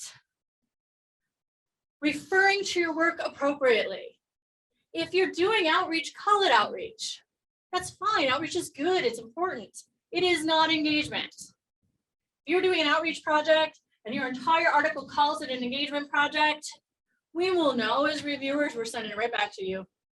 You do not appear that you know what you're talking about. Vice versa. I've had things written as outreach projects, outreach. I'm like, your community partners did major majorities of these steps with you. I really think this is engagement. If it's a research project, call it a research project. If it's a teaching and learning project, call it a teaching and learning project. The reason we had all of that long introduction was to help you situate your scholarship in ways that are accurate and clear, so your partners at the journals can say, ah, this person gets it, okay. If it's a scholarship of teaching and learning piece, call it that. Be sure to always tell us about how your partners shaped your project. How did they weigh in? So in the interdisciplinary community engagement journal world, there are a couple of things that I've put together that were helpful that both of you have. And they're also on this campus compact knowledge hub under Publishing Engaged Scholarship. This is where I keep the most up-to-date information.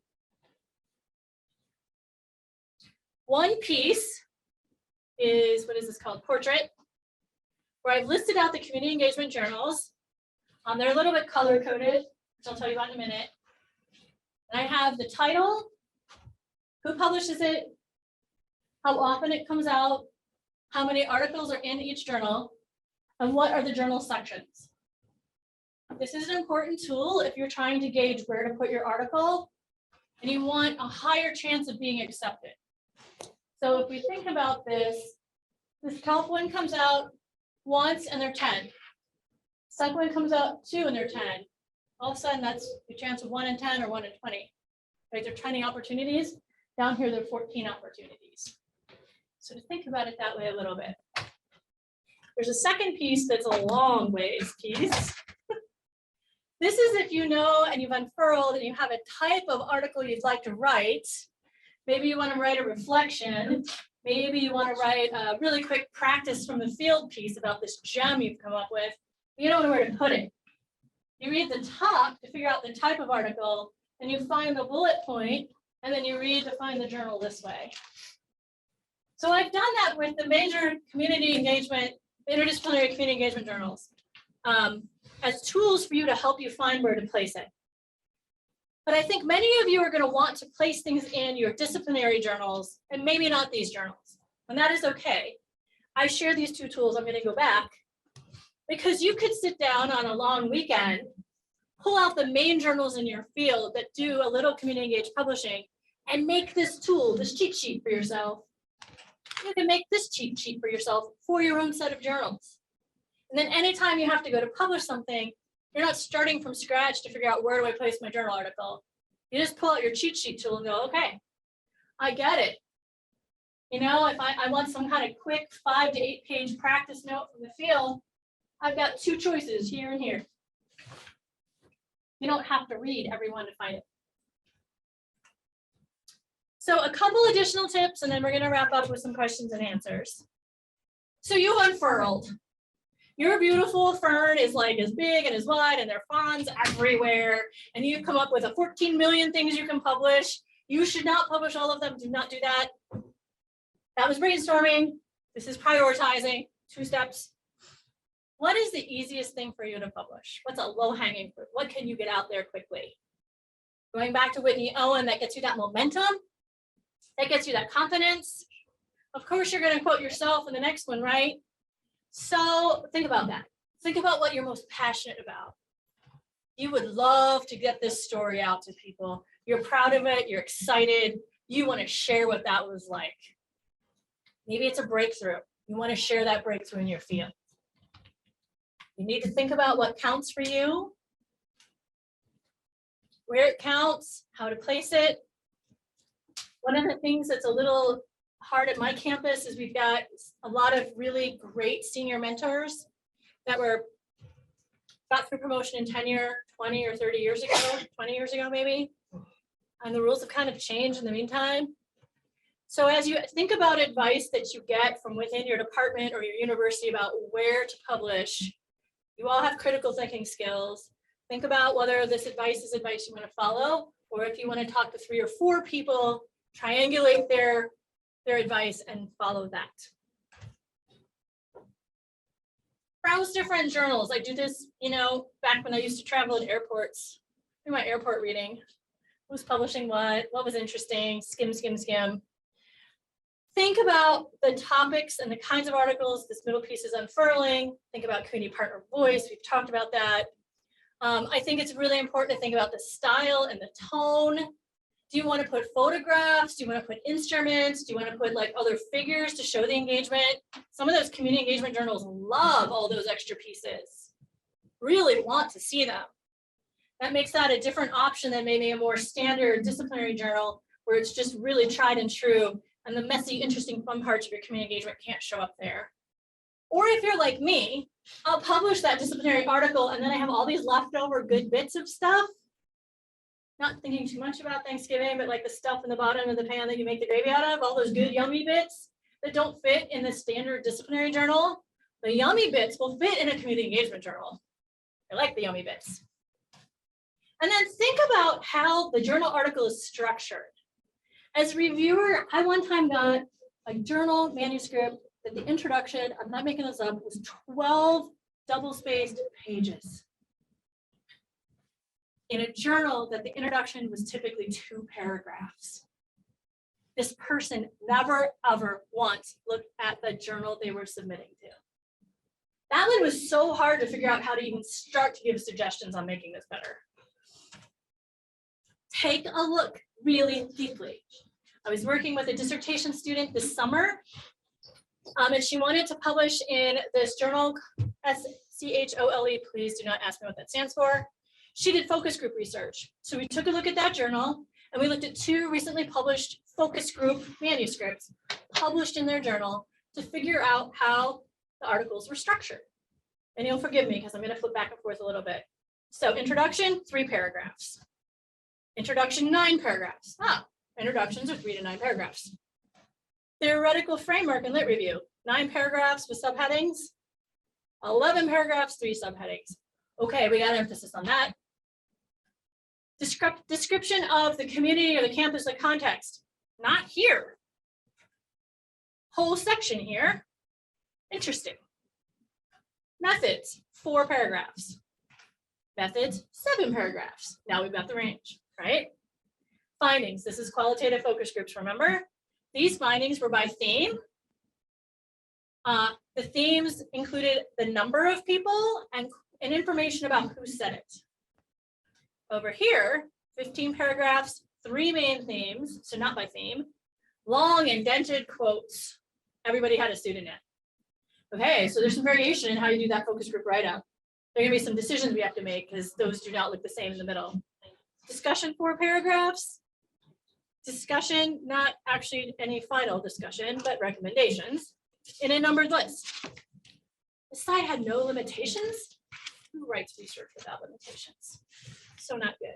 You're my dissertation student, we're gonna write limitations. Directions for future research. You can see how to start to shape your article. But what was successfully published? Think about the bibliography. You know, does the bibliography have, everything has to be more recent than the past 5 years? Most of our health fields people, if it's more than 5 years, it doesn't count. Try to cite the publication you're publishing in. Find an article that relates to your topic. There is nothing at all in that journal that relates to what you're doing at all, even a little bit. That might not be your journal. And then go back to the reviewer guidelines. You read them, you wrote your thing, you revised it 10 times, you gave it to a friend who gave you some comments, you revised it the 11th and 12th time. And then you've drifted so far off the guidelines that you need to look at that one more time before you send it in. Think about your fit. This is a really cool thing that community engagement journal editors like. Email them. Say, I'm thinking about writing this article. Give them a paragraph. I know you can't tell me if you'll publish it, but can you tell me if this is something that might fit in your journal? Community engagement editors are looking for great pieces. They would really like you to check in with them. It's okay, you're not pestering them. The worst thing that happens is they don't get back to you. The best thing that happens is they say, yeah, we'd love that. We have a special edition coming up late next year. Could you write for us? So ask. And then a final thought. This is a new thing I was not aware of. How many of you have heard of predatory publishing? Yeah, okay, so this is a thing. Initially, I'm like, that's not super common in community engagement work. And I thought about it for a minute. I have definitely gotten emails after a conference that says, hey, you gave that conference paper. We've got this journal. We'll help you write that piece up for our journal I've never heard of.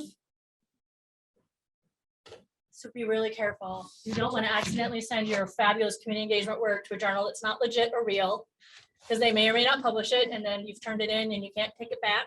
They may ask you for more money. They may ask you for money at all. And it's like it's being held hostage. So do a lot of homework. Ask a lot of people, is this a real journal? So I'm going to pause for a second, because I've talked a ton. What are 3 things that you are taking away from today's workshop? Folks on Zoom, this relates to you too. What are 3 takeaways? Or 1 or 2 takeaways? Because it's late. We've talked a lot. Yes. Incorporating the partner's voice into our writing. Incorporate partner's voice into writing. I also see a head nod right ahead of you on that. Yeah. Yeah. What else might be a takeaway from today?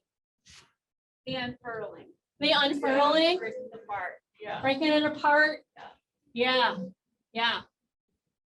I know, unfurl everything I do. I just start thinking about it that way from the beginning. Yes, in the chat. Unfurl and use tools to brainstorm and make choices. unfurl, use tools to brainstorm and make choices. And I just saw somebody said, yes. You said yes, I heard you say yes. What else is a takeaway? Anything else stand out to people? Reflect on the experience. Reflect on the experience. I think unlike many of your fields, particularly if you're in a STEM field, community engagement people welcome reflective pieces. We want to know what the experience was like. Your findings we might not be able to replicate in our community context, but your experience is something we might learn from. We might also be able to replicate what was done. Anything else stand out to people as a takeaway? Yeah. I like the way Mark Reed organized his Yes. stuff by project. Mark Reed's organization of like project and all the pieces, project and all the pieces. If you like that, you will really like Nancy France's article as well, because she talks a lot about the bundling of the whole big picture. Which is a funny thing, because I think I'm telling you two contradictory things, right? Unfurl and unpack as broadly as you can, and then bundle the pieces together as you talk about your work, right? Maybe it's like we're breathing, we're just exhaling and inhaling. Unfurl broadly, but then bundle them when you talk to people, right? Both are good things.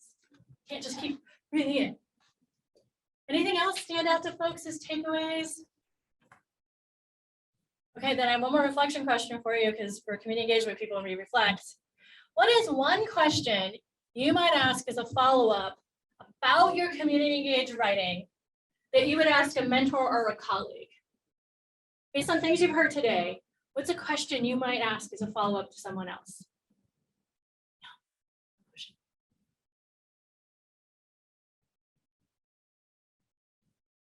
Yes.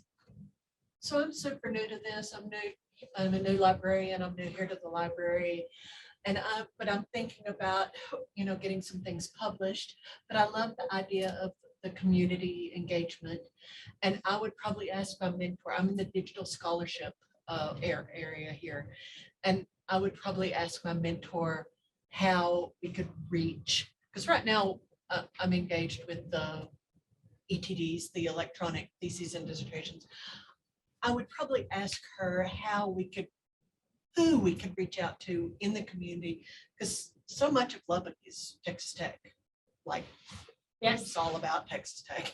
And so what partnerships could we consider outside of the university? That was probably And where our office can actually help with that. Oh, And okay. yeah, we keep a pulse on the community and issues and needs, and we try to match it up with faculty interests. Oh, okay. Expertise. So you're welcome to contact me Thank you. about that. Thank you. I'm sure like I said, I'm sure my mentor knows all about you guys. So I would also point out to everyone in the room and those on Zoom that we have a librarian in our midst. Librarians are great partners when it comes to thinking about how and where to publish things.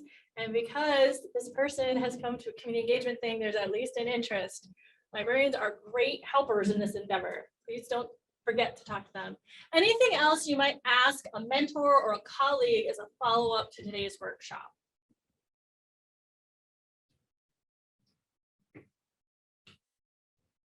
Yes. I'll go because I actually have a meeting at 3 about this. Okay. So being a community engaged institution, to what extent can we offer students, these are doctoral students just specifically, experiences in community engaged scholarship that's meaningful, but not the unfurling experience that they're here for years and years and years. Where's that happy medium in which we can provide that experience, get them publishable products, but it doesn't take forever and ever and ever, because then they have to write a dissertation, which may or may not be. But then we can't call ourselves community engaged if they never take a class from us that's about community engaged scholarship. So when I think about experiences for people in terms of learning about community engaged scholarship, there is this continuum, right? There are low involvement things. You came to a 2-hour workshop. You're going to walk out of here and you may or may not think about this again. I hope you do. There are intermediate experiences. They might be a semester long. They might be 2 semesters long. It might be a little learning community. And then there are high involvement experiences. My certification in community engagement is a high involvement. It takes 2 or 3 years to work through all of that stuff. It is really good when you're thinking about helping people learn how to do this, that you have some low involvement, medium involvement, and high involvement choices. Because not everybody can do the high involvement choice. So I love your question for like, what can we do that isn't like the big thing, but like a medium thing that's still meaningful and authentic. That should generate a ton of interesting discussion. Okay, I'm gonna let you off the hook because that's a hard question, but I hope you leave thinking about that. I am willing to stay a few minutes to answer any questions. Was there anything from the chat we really had to talk about? No. Okay. Thank you for your time and patience. This was a long day, I know, and like I said, we were on the Audubon racing through stuff. Those materials available to you, and thank you for coming, and thank you to the TRPDC and her and Suzanne staff for hosting us, and thanks to Lindsay and Molly. I appreciate you all. Thank you. Thanks to our Zoom people. Thanks to the Zoom people, exactly.